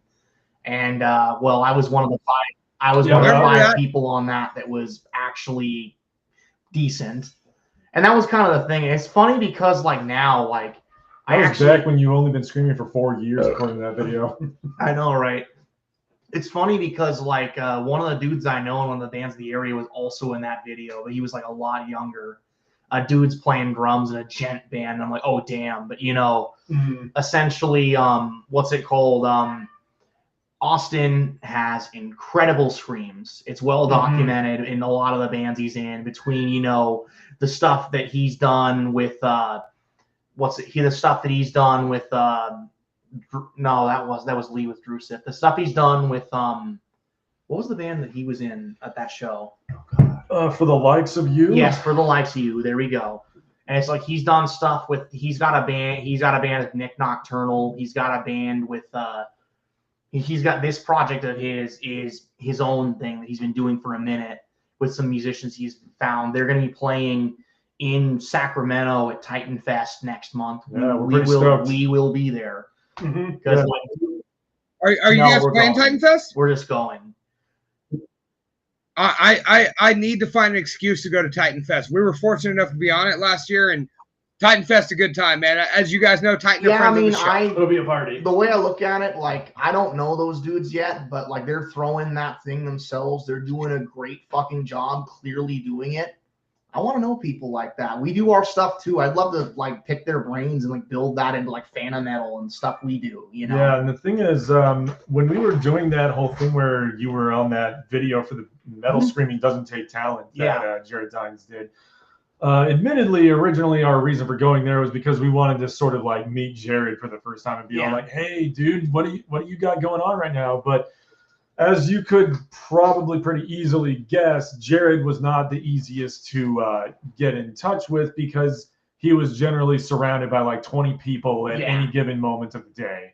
And you could tell the poor guy was handling it like a pro, but at the same time, very overwhelmed with just how many people were pouring in just to surround him constantly. Meanwhile, Austin was the friendliest guy there who was so easy to talk to. I get that some people I got to go back and forth for what their stuff is, but Austin was the guy that always made time for us, always remembered our names, our faces, and he even reacted to our music video for Undead Empire when that one was coming out. So for whatever reason, of all the members from Jared Dines' scene, whether it was metal YouTubers, 10-second songs, or what is it, 30 Rock or something like that? I think I think I'm getting the name wrong on that one. E-Rock, that was it. There you go. There you go. But it was like Austin was the one guy that we still managed to keep in touch with, and we kind of touch base every now and then. And this is kind of the reason why we wanted to go see the show. Is it's been a good long while since we've had our prescription of Austin Dickey filled. Yeah, big time. So, I mean, I guess we're gonna get our Austin Dickey prescription tonight. So we're gonna get our good dose. Austin Dickey tonight. We're gonna get our Dickey dose right now. Leland, you don't get the right to give us shit after what you've been like spouting this whole video. Hey! You leave Leland alone. All right, you leave Stunt Cock out of this. All right. Thank you. So, all right, X. I'm gonna put it to you, man. Go ahead and introduce this video. I believe it is Shezmu, He Who Dismembers by Darkwatch. And what show are we listening to on? The Lunch Hour. Yeah. On what Pirate Flag station? Radio. Scotty never lets me down. I did radio too. I gotta have the stuff. That's the whole thing. I'm over here shouting out my boy. That's who I did it with. I got that experience. All right, let's go.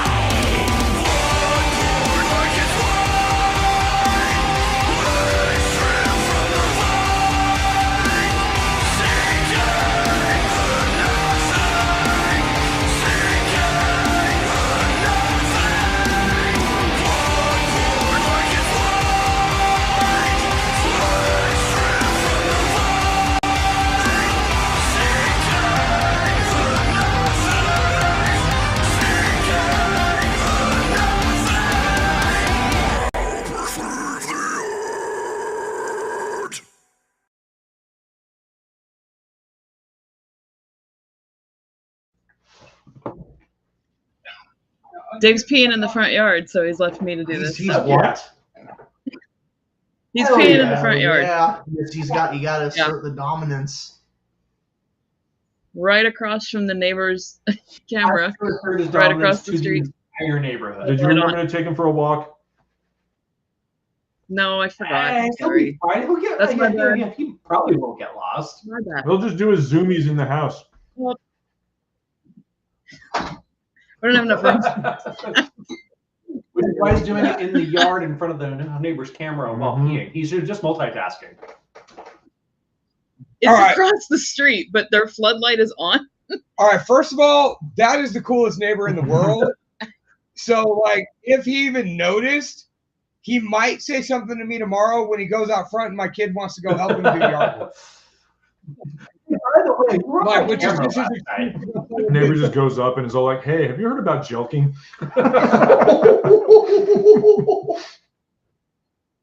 All right, I'm scared to ask. What? Okay. You know what? You'll have to ask me in the after party. Yeah, you know what? We'll bring that up then. That's fine. That's fine. All right. It's a secret. Oh, shit. I just kicked the table. A mess. I don't know if you guys noticed while the music video was playing, but Scotty brought his cat in. Very briefly. Yeah. The screen is like this big when the music video is playing. She came in briefly, and then she didn't want to be in here anymore, so I took her out. Yeah, no, Leyland touched the cat and then immediately started hissing. I don't get. It's like I don't get it. There's many of them. Anyways, I digress. Her name's Nova. She's a black kitty. She's best cat. So, well, one of these days you're gonna have to, we're gonna have to show up at your house and let Jen pet your cat, and she'll promptly sneeze and complain about it the whole time, but she'll be happy. I also got a shout out to Joe, who said saw the necklace too. Joe saw the cat. There you go. Saw the cat. Now, Joe's got some solid taste. Oh, Madam J is the best, dude. Madam J, we had her on the show. We have to do it again because we didn't have a good microphone, and so we had the camera with the mic like way over there, and even her loud ass New Zealand fucking voice didn't carry.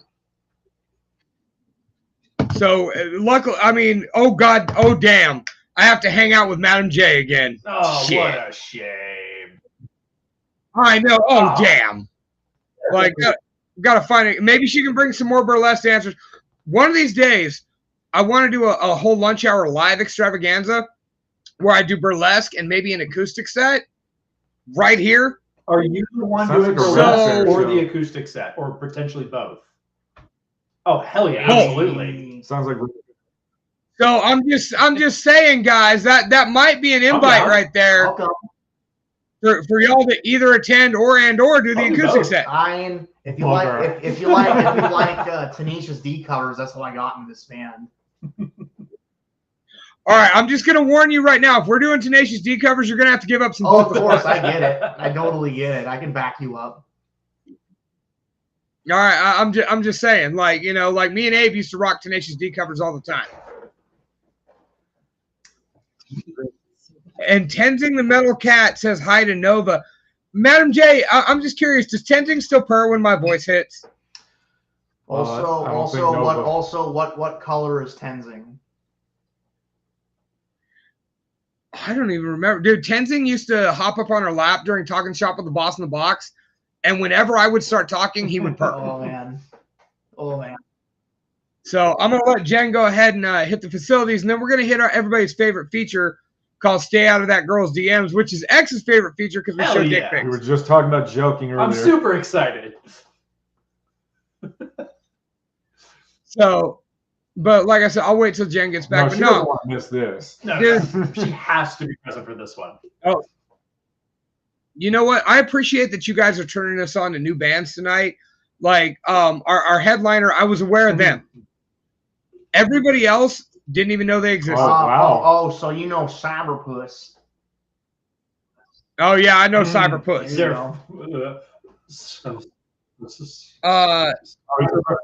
He's a Duluth. Cyberpuss is fantastic. We love all of those guys. They're so every gig we've ever played with them is always just a complete party. It's so much fun. Every gig that like neither of us have played, they were just there when we were there too. Like, has also been a party. Now, like on the real, I remember running into Bobby and at the Corporate Comedy Show. Yeah, Right? Bobby and Patrick were there. Yep. That was a night that I hurt my knee. I was there. Yeah. That was fucking hilarious. Yeah. that was. Well, the thing is, those guys have been so good for so long. But we'll get to them. We'll get to them. So, gentlemen, are you ready for everybody's favorite feature? Mustard up. Well, as the phrase goes, it doesn't matter if you're ready. Like to hear it, hear it go. Ladies and gentlemen, we all know the internet is a terrible place. And sometimes you find love. And sometimes you find idiots. And as a man, when you decide that you see a pretty girl's picture, you can like react it, you can heart react it, you can even care react it. But for fuck's sakes, man, stay out of that girl's DMs. That's right. Stay out of that girl's DMs. Our favorite feature here.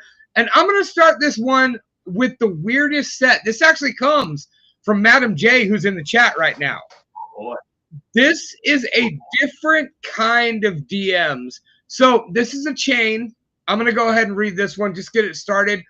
I'll do this first chain. Jen will take the next one, and then I'm gonna have whichever member of Gershok is feeling it read the third one. All right. All right. So this is the chain. This is 3 DMs at once. I got this. All right. All right.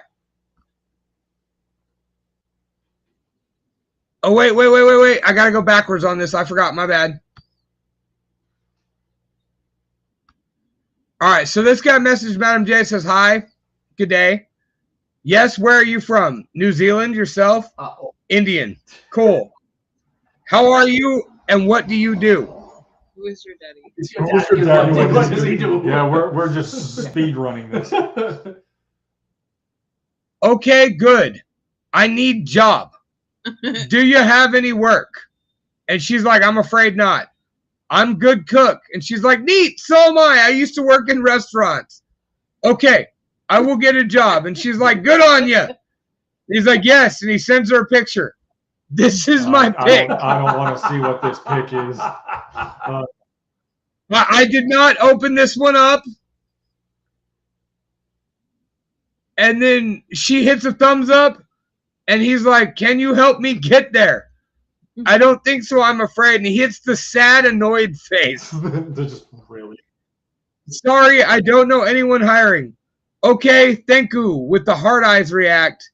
And you're welcome. So homeboy was looking for help with immigration from a transplant from New Zealand. Mm-hmm.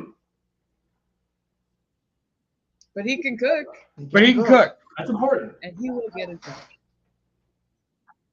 He will get a job. He didn't just come right out and ask for the green card marriage, but it was implied.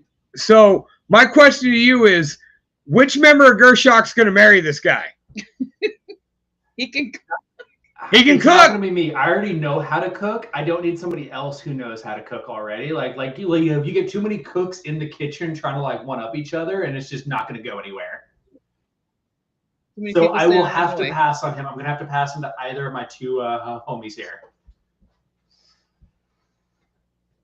I mean, he says he can cook. What else can he do? Already someone's intrigued. Good question, actually. Pull your weight. Well, it sounds like he's good at cooking something or another. Yeah, I'm a pass. It could be food. It could be mess. Who knows? So Scotty, it looks like you're marrying I feel this guy. like I am the closest of these guys, but that's its own thing. I just say, what energy is he giving? He's out here, like what kind of food does he cook? What kind of I don't have a Well, he's I would Indian. probably answer that question for you based on his nationality. What if it's not food? I mean, if it's not, Oh, wait a second. if it's not Wait a food, second. if it's not food, you better at least buy me dinner first. Goddamn. And now Kai and I are watching Breaking Bad. She knows what I'm talking about. Oh no, I get it. No, Jen even said that too. She's like, maybe he's not talking about cooking Yeah. food. That's how he's gonna pay his way. We've got Heisenberg. I've been drinking. All right, so this one's Jen's round. All right. This is Jamie, 21. I would love my head to bake in between your legs. I'll massage your lovely twins. Strong opener. What is that a picture of? Super. It's a pipe and a grinder. I mean, it's an opener. I don't know. I don't know if it's like Strong strong one. in the right sense. Yeah, that's true. There's a good and a bad strong. It's an aggressive strong. I will say that. Okay, I can accept that. I just want to know why Homeboy's fucking Facebook dating profile is a pipe and a grinder.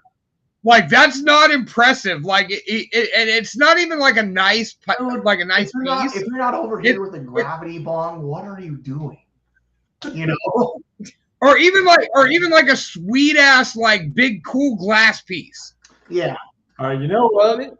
Maybe. I think these two are being a couple of haters because there's some poetry in that line right there. I just think the timing could use a little bit of work.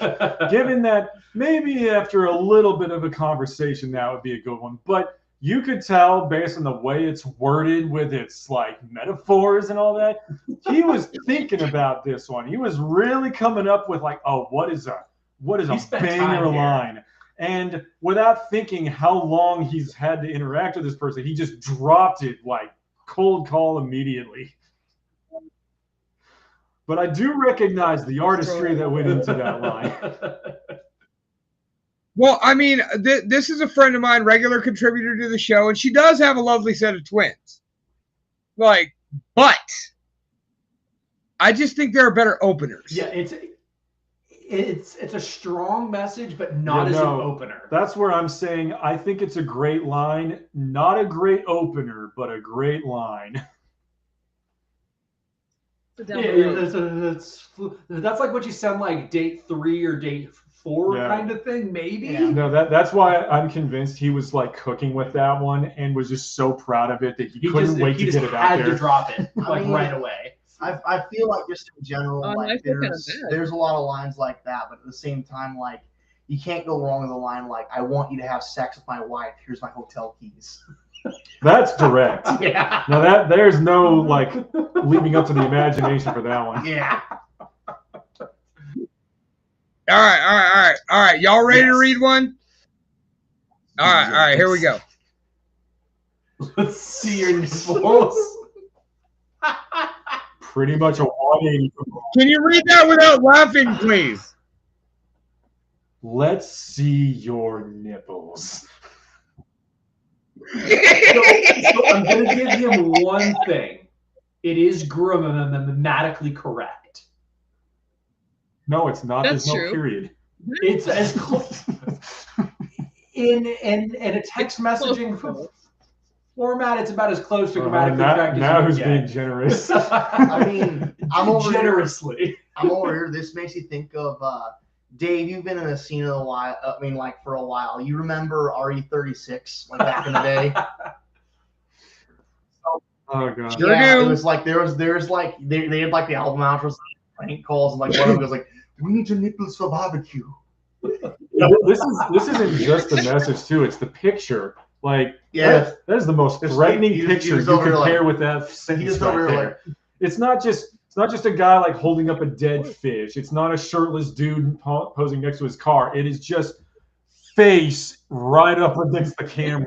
No. With the flash turned on. Like straight up like a Blair Witch Project scene right there. X is onto something here because that picture gives me the energy of like not like I want to see your nipples, but more so like. But that's an order.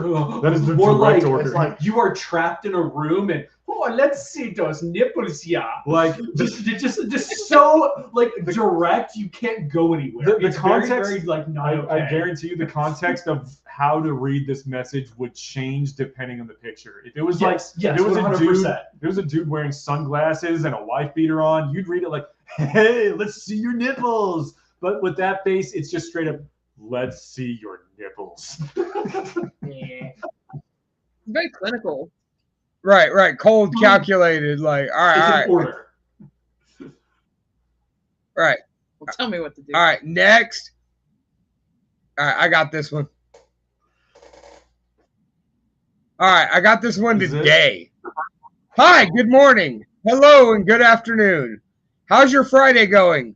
Going good. Work is flying by, and I'm looking forward to getting out here to go to a burlesque show in Santa Rosa. Got a little fun, but not too much since I won't, tomorrow morning. How's your day going? Oh, burlesque show. Sounds naughty. Are you a naughty girl? Hold on. I just go over like, oh, burlesque show. Sounds naughty. Are you a girl? I mean, I'm guessing you could guess who this one's You from. want to take this one? Scotty, this one's you, buddy. Okay. For one, did you just assume my gender? I'm a man, but I'm a naughty man. Get out of here. I like how you threw that out there that took the drink. That's finality. No, this comes from one of my favorite burlesque dancers who, I mean, for all intents and purposes, some dude, she showed me a DM one time of some dude that was like, "Can I get a picture of your ass?" And she's just like, "They're all over my timeline. Like, if you want a picture of my ass, just scroll down." Just like, you put a tiny bit of effort in here. You just gotta scroll. There's no page 1, page 2. It's just an infinite scroll. You'll get there eventually. Well, I mean, and the thing about it is 80% of her pictures are of her ass or her titties on fire. I mean, what's one more? What's one more? Well, I mean, it was funny because there was also that one meme that was like, if your cover photo isn't a picture of my ass, are we even friends? And some dude posted commented on that and was like, well, I just don't have one yet. And I'm fortunate. First of all, I'm happily married. I love my wife. And second of all, I have all these hot friends. So I can mouth off at any given moment.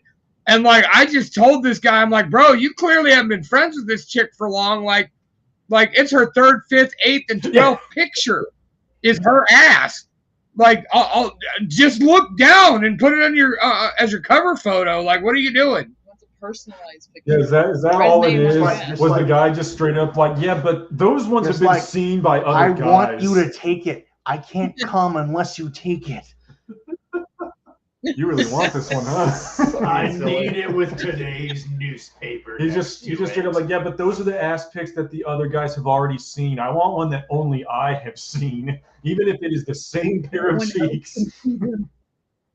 I mean, don't get me wrong. I would be the kind of guy that's like, if I was gonna ask a lady for a boob shot, it would be that whole same thing where I'd be like, nah, fuck that. I want one of my own. I want you to write lunchbox on your titties and a nipple BDO. But that being said, man, she says burlesque and it's, oh, are you naughty? I thought he hit the jackpot. Oh, something went up the moment you said the word burlesque. You're right. You said burlesque, and homeboy's automatically, you're a slut, huh? You like doing dirty things, don't you, girl? Mm-hmm. All right.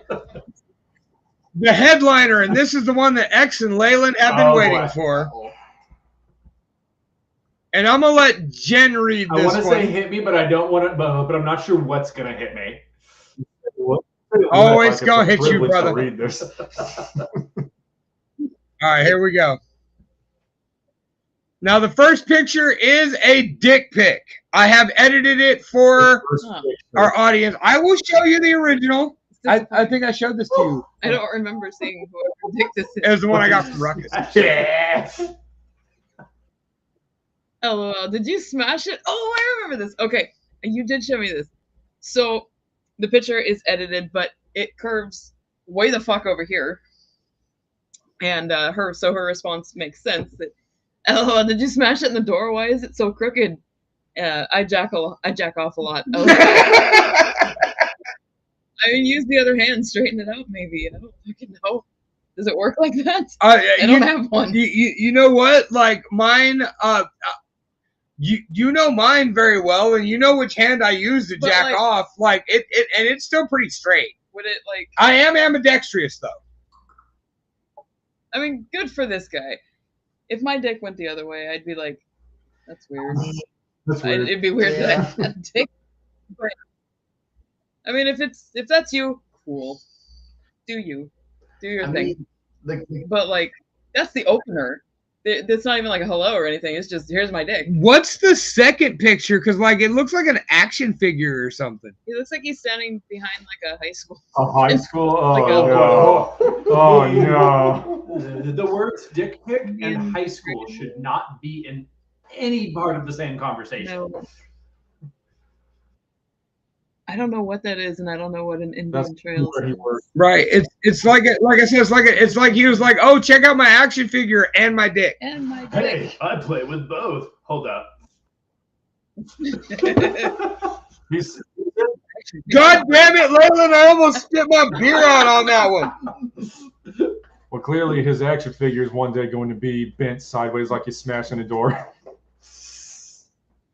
Got that kung fu action grip. I like how he basically is implying that at one point in his life it was normal until he started getting addicted to jacking off, and now it looks the way it does. Now, dudes over here like automatically chick clicking on the like automatic like gooner mode of Grok. Well, you know, he answered that with that question. She's like, "Why is it curved? Did you smash the door?" And he's just like, "I jack off a lot." Yeah. Like I'm like, okay. At least he's honest.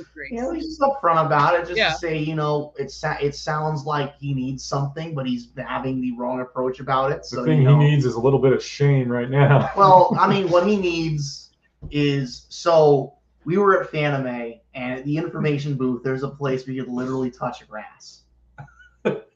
And that's what that guy needs. You know, yeah, you could literally touch grass. There's like a 1 foot by 1 foot patch of grass, and they're like, please touch grass while you're here. Yeah, it's like that was the thing I did. I was like, you know. Can you imagine how many people put their hands on that? Touch grass and not your dick. I gotta touch the grass, all the blades, and go this way. Right, all the blades go sideways. If you touch it enough, apparently, it all goes super, super like wonky. Well, and then Scotty That's touched his superpower. hand where all those other weebs put their hands on the grass, and that's how he got smallpox. I don't have smallpox. I think that's how that happened historically. Man, Scotty looked like his feelings were hurt that you just told everybody you got smallpox. He doesn't got smallpox, guys. Really? Drink. All right. So this concludes today's edition, guested with Gershok, of Stay Out of That Girl's DMs. Nice. Guys, don't send dick pics to women, especially if your dick looks like you smashed it in the door. Just You know in what? general, Just don't. It wasn't like it's like, listen, if you've been dating her and that's your energy, it's fine. But it's to say, like, if you're just out here like leading with the, hey, look at my dick, it's like, I feel like that's not gonna go as well as a lot of you think. Also, she could screenshot it, put that like way into everywhere. It's like, you know, it's like, don't be stupid, okay? Exactly. It's like, You know? if you're going to send one, like, get permission. Like, it has to be a consensual, like, does the person receiving it want to receive a dick pic? Yeah. Don't just send one all willy-nilly. Yeah. Willy-nilly indeed. Right, and if you're going to tell a girl, let's see them nipples, make sure your profile picture does not look like a serial that killer. apparently is like a really, really important thing.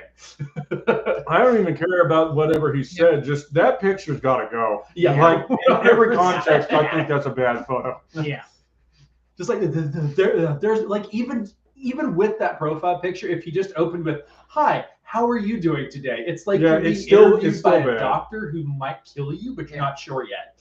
It's like his face is literally the entire screen. You gotta not. Yeah, I mean, there's a number of messages that still wouldn't work with that photo. Like, even if it was the guy that was like, hi, hi, hi, hi, hi. That, you know, he looks like that guy. He probably is that guy. Like, he looks like that guy, but instead he's just like, you know what? Forget the 36 unread messages. I'm just gonna be like, let me see the nipples. So, all right, we have come to our final musical act of the night. Yes. So, gentlemen, tell us about the legendary Cyborg Octopus. All right. So the way I look at it is they were a band that, well, they are a band. They were and they are It's a like band. they are a band. We're doing great. We were discovering them at the time when they were kind of like, you know, doing their initial EP. In 2016, they released Learning to Breathe, which like low key kind of, even of them being like, you know, a like local emerging band, was like straight up one of the best prog albums of the decade. Breast prog album. Yeah, it's like straight up, really good record. They did an amazing job with it.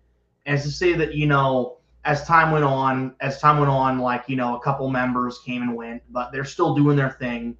They've done 2 albums since then, and to be honest, this new one they put out, I love it a lot too. It's to say, like, you know, it's a bit more modern metal than like their original stuff was, but it's still very much them. It's weird. It's fun. The videos are hilarious. It's something they're great at. They got Kyle from Archaeologist, and he is also the current singer of Fallujah, who's on this track. This is Midas. And just in general, the videos they did, Rob Watkins, he's out here crushing it. He did. He was the director who did our video for Donovan New. But he does all Cyborg stuff. He does a lot of the bass stuff.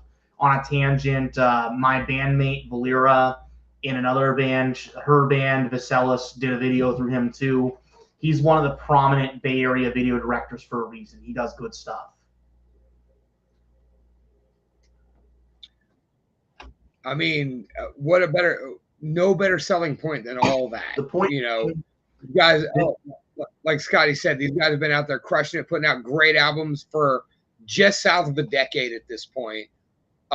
They're a band that has gained a lot of notoriety. I haven't even seen them yet, and I'm very aware of who they are. I saw them when they were closing after Antagony. You gotta change that, Dave. They are so much fun live. They are a fucking party. Like, yeah, they played after Antagony when they reformed. That was how big they were. Yeah. So, ladies and gentlemen, without further ado, let's go ahead and throw on this Cyborg Octopus video. That's Midas on the Lunch Hour Show right here on Pirate Flag Radio. You're listening live. Cyberpuss. Cyberpuss. Cyberpuss. Hee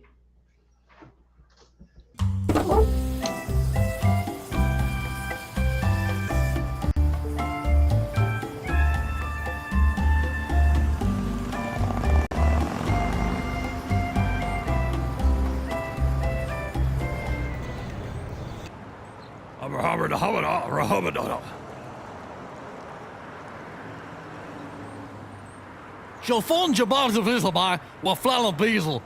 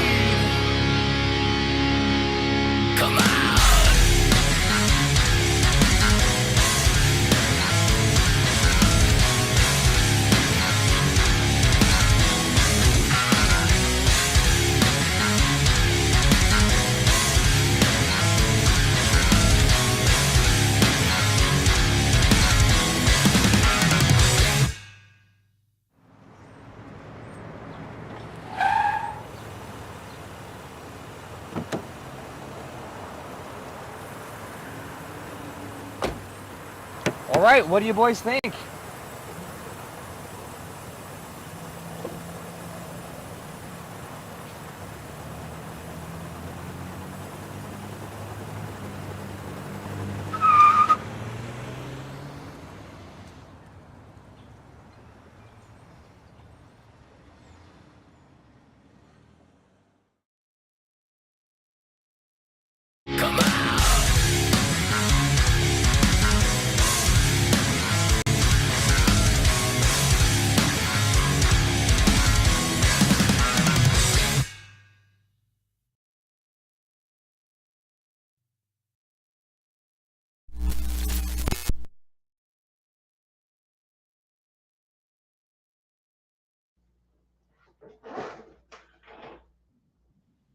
Fucking wow, dude. And the fact that it was filmed at his tavern in beautiful Crockett, California. Holy shit.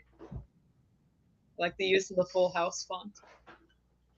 I was just saying, like, while we were muted, it was like that whole, like, what do you think about the car? And then he, like, rolls the window up, like, there was so many things he could have said, but that was the best response. just roll up the window, drive away.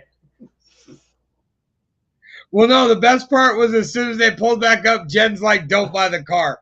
Don't buy the car. And he rolled the window up and they took off. And I'm like, they're not buying it. They're taking it. And no, the other best part of that, you know, I have a thing for any cinematic moment that captures local band life. Like, have you guys ever seen the movie Death to Metal? It is tremendous. And one of the things is like there's this band and they go on to play this local set. And one of the bands is you know, a death metal headliner that's, you know, fallen out of favor, and they play with the, you know, they're headlining and whatnot, and they're the draw, and everything about it encapsulates local metal so beautifully. And that whole video that we just watched by our boys in Cyberpuss is another one of those moments that just encapsulates local metal perfectly. All the way down to stealing the car. I like the idea that it says that the guy from Fallujah is the only one in that video who speaks English. The other guys, if they would have said something, it would have been like, Snabble Fornez. Snabba. Now, like, all the videos they did for that record, like, all of them were really good. But I was like, that's my favorite one, like, straight up, you know?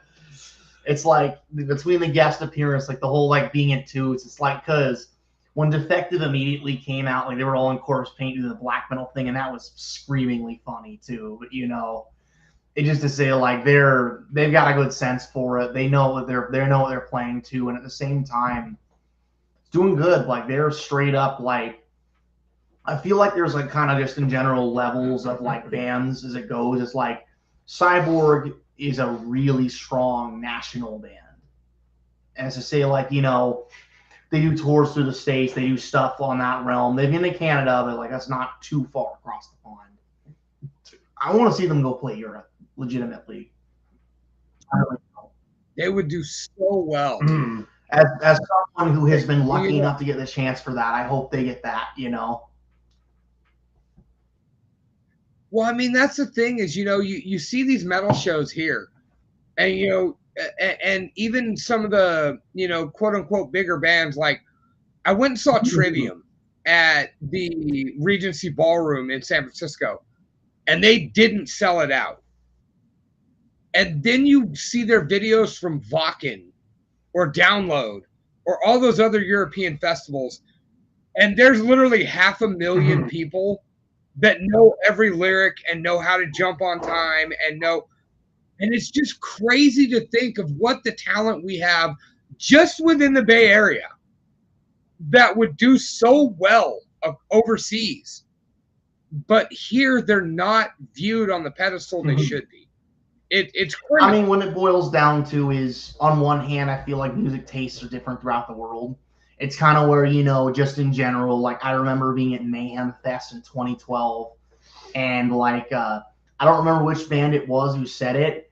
because there were like a few like really big like thrash era bands. It's like I want to say it was Testament, but I don't think that was right because Testament was there, Anthrax was there, and then like there was one more that I don't remember. One of them, the singer said, "We're happy you're here. We know this isn't the music over here, but we're doing just fine overseas." And I mean, I was lucky enough to be part of a tour last year with Almost Dead. I was filling in for their Atheist and Cryptopsy run when they were doing that thing because the homie Ryan Glick, he did half that tour, I did the other half.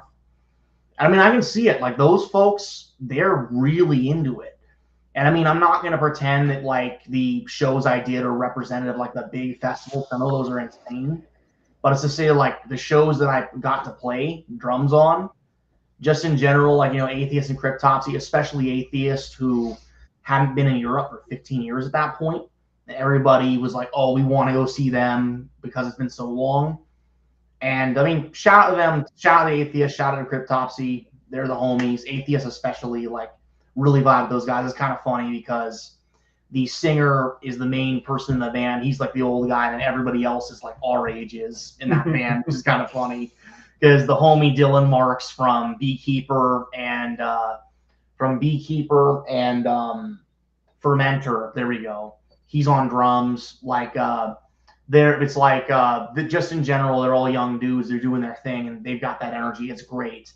But just yes, Brandon, we are. Anyways, the point being is, you go out there, you see those people, they're excited, doing their thing. They're playing the people who that's their kind of thing they love, and it's really something. It's like I played at Dynamo in Eindhoven. We played the show, went out and checked out the bar scene. We knew there was one metal bar. We came out there, and the owner of the bar was like, "Hey, you guys were at the show we just played." And so, got a couple free drinks, got some free spins on the fucking bar like radio machine. It was 3 a.m. We were like rocking out to the Knock Loose song with Arf Arf in it because Zach Weed wanted to do that. It's like, yeah, that was fun, Sometimes you get that, and sometimes you get "Don't fucking touch me." Well, that came later, but that's its own thing. That'll be a post-show talk, but that's funny. All right, I can't wait. The point being is that's a funny tour story from that, like straight up, because that just like, yeah, that was wild. But regardless, though, it's just to say like I'm grateful I got to be on that. The Almost Dead dudes, they're working on a new album right now. I've seen their posts, and straight up, I'm happy I got to do the thing because I got to go back to Ireland, but this time to play. So it was fun. But we will get there too. That's the key word is.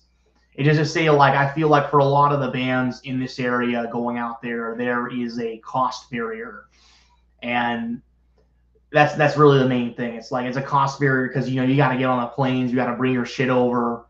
It's not cheap to go tour Europe. Definitely not. It's not cheap to get in the van and do the U.S., let alone the fly. Well, I mean, like, doing the van in the U.S. is one thing because it's like you're out here. If you're doing that, it's like you're only worrying about gas. If you're doing Europe, it's airfare. It just in general is like is the tour you're on going to backline your gear? If it's not, then cool, that's on you. There's also your passports. There's your passports for sure. There's also, oh hey, did somebody do a thing they shouldn't have and they can't travel to Europe? There's the language barriers too.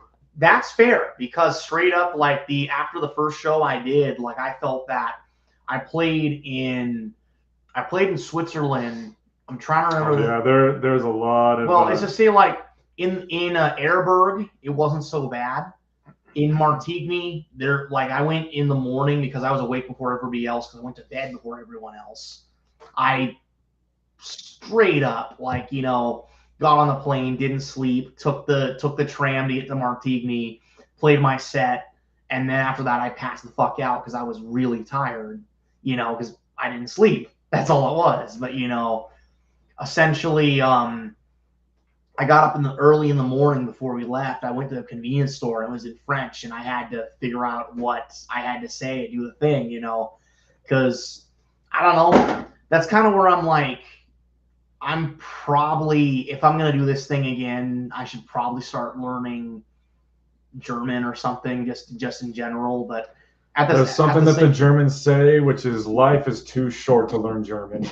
at the same time, like, you know, I also kind of want to go tour Japan and learn Japanese too. Like, that was a joke that, like, now I'm talking about German taking a long time to Yeah. learn. I know, right? Oh boy. Point. Those are the two that I already have learned myself. I can tell you, oh my god, I do not have the time for Japanese. Yeah. Point being is, just in general, like, it's great. I hope a lot of people get the chance to go do the thing. It's to say that what it boils down to is, do you have the money? And as to say, like, you know, it's, do you have the money to go play shows out there? But it's also, do you have the money to hop onto a package? Because unfortunately, we live in a world where the buy-ons are a thing. And it's to say that I was kind of in the lucky boat, because I know that when Almost Dead did the Batushka tour, they were not on a tour bus. They were in a van that Tony was driving the whole time. And Zach Weed told me it was scary how he was doing the whole thing and making it work. I mean, he was like running on like no sleep, driving venue to venue. But it's a thing, you know. It's really a there's thing. the buy-ons, or there's just you kind of raw dogging Europe by yourself, like trying to figure out how to string together a bunch of successful shows out of that. Well, then at that point, you're Jared Threaten. You know. Yeah. There's a really dated reference right there. I mean, it's not irrelevant, because dude did a fucking, like, I have cancer thing like a year ago. Did that turn out to be fake too? Yes, of course it did. Holy shit, we'll take that into post. Like, gentlemen, I would never cut Gershok off on the norm. But we have now surpassed even last week's interview, which was 2 hours and 12 minutes. We are at 2 hours and 29 and counting. Well, I mean, we're so close to 2.5 hours. Y'all are fun to talk to, so don't sell yourself short. 15 seconds. 15 seconds. Do it. 15 seconds. No. We're going to make the 15. 7, 6, 5, 4, 3, 2, 1. All right. Thank you so much for having us on. It's been a pleasure, as always. Of course, you know, go ahead and tell everybody where everybody can find Gershok. Definitely right now, we are pushing the Spotify pretty hard. It actually, I am very happy to say, our song Dawn of Anew surpassed Saint Anger in terms of streams for a very short amount of time, but that is the first time that has ever happened. Yeah, no, like, on the real, like, when you have a song that over here, like, got, like, recognized by the big metal press, and having, like, one of your originals beat that in, like, the weekly streaming listens, that's really cool. That's saying, like, you're doing something right. And the key word is, we're not done. We're not done. We want to keep that going again. The point being, just in general, Saint Anger blew the fuck up, but we have originals, that it's time for those to continue to keep breaking through the ceiling. Yeah, so anyway, before we go on more tangents, I'd say definitely check out Gershok on Spotify. We also got ourselves on Bandcamp, and the YouTubes and the Facebooks, the Instagrams, the Twitter, which is what we are going to call it. We dead name that site every time. And just, if there's a platform you can think of, you know, like Apple Music or whatever I didn't mention, we are probably on there too. Anywho, shot and he got 3 at 10,000 subs. All right, later, guys. Damn, Gershok straight up hung up on us. Well, and once again, you can find us on the Lunch Hour every Friday night on YouTube and Facebook. Go subscribe to the Lunch Hour Show on Facebook or on YouTube, and hit the like button on Facebook. Follow us. We'll be here with more bullshit, all the bullshit you want to bullshit about. Can't thank our guest Gershok enough for 2.5 hours of just incredible content. I can't say enough nice things about those guys. I can't wish more success on those guys. 2 weeks in a row, we've now had people that are doing big things and living their dreams. So all I can say is, just like Jessa Flux said last week, do the damn thing. So pirateflagradio.com, Lunch Hour Show on YouTube, Lunch Hour Show on Facebook. Sweetheart, you got anything to add? No, I'm very tired. So I'm gonna go post show drink with Gershok. So we'll see y'all next week. Thank you guys very much for listening in. Wow. Bye. Oh, Gershok came back to say bye. We were here. I thought Layla was wearing a party hat, but it's the banner. So all right, everybody. We'll see y'all next week. We don't have a guest next week yet, but we might. Like, we'll let you know. I love you.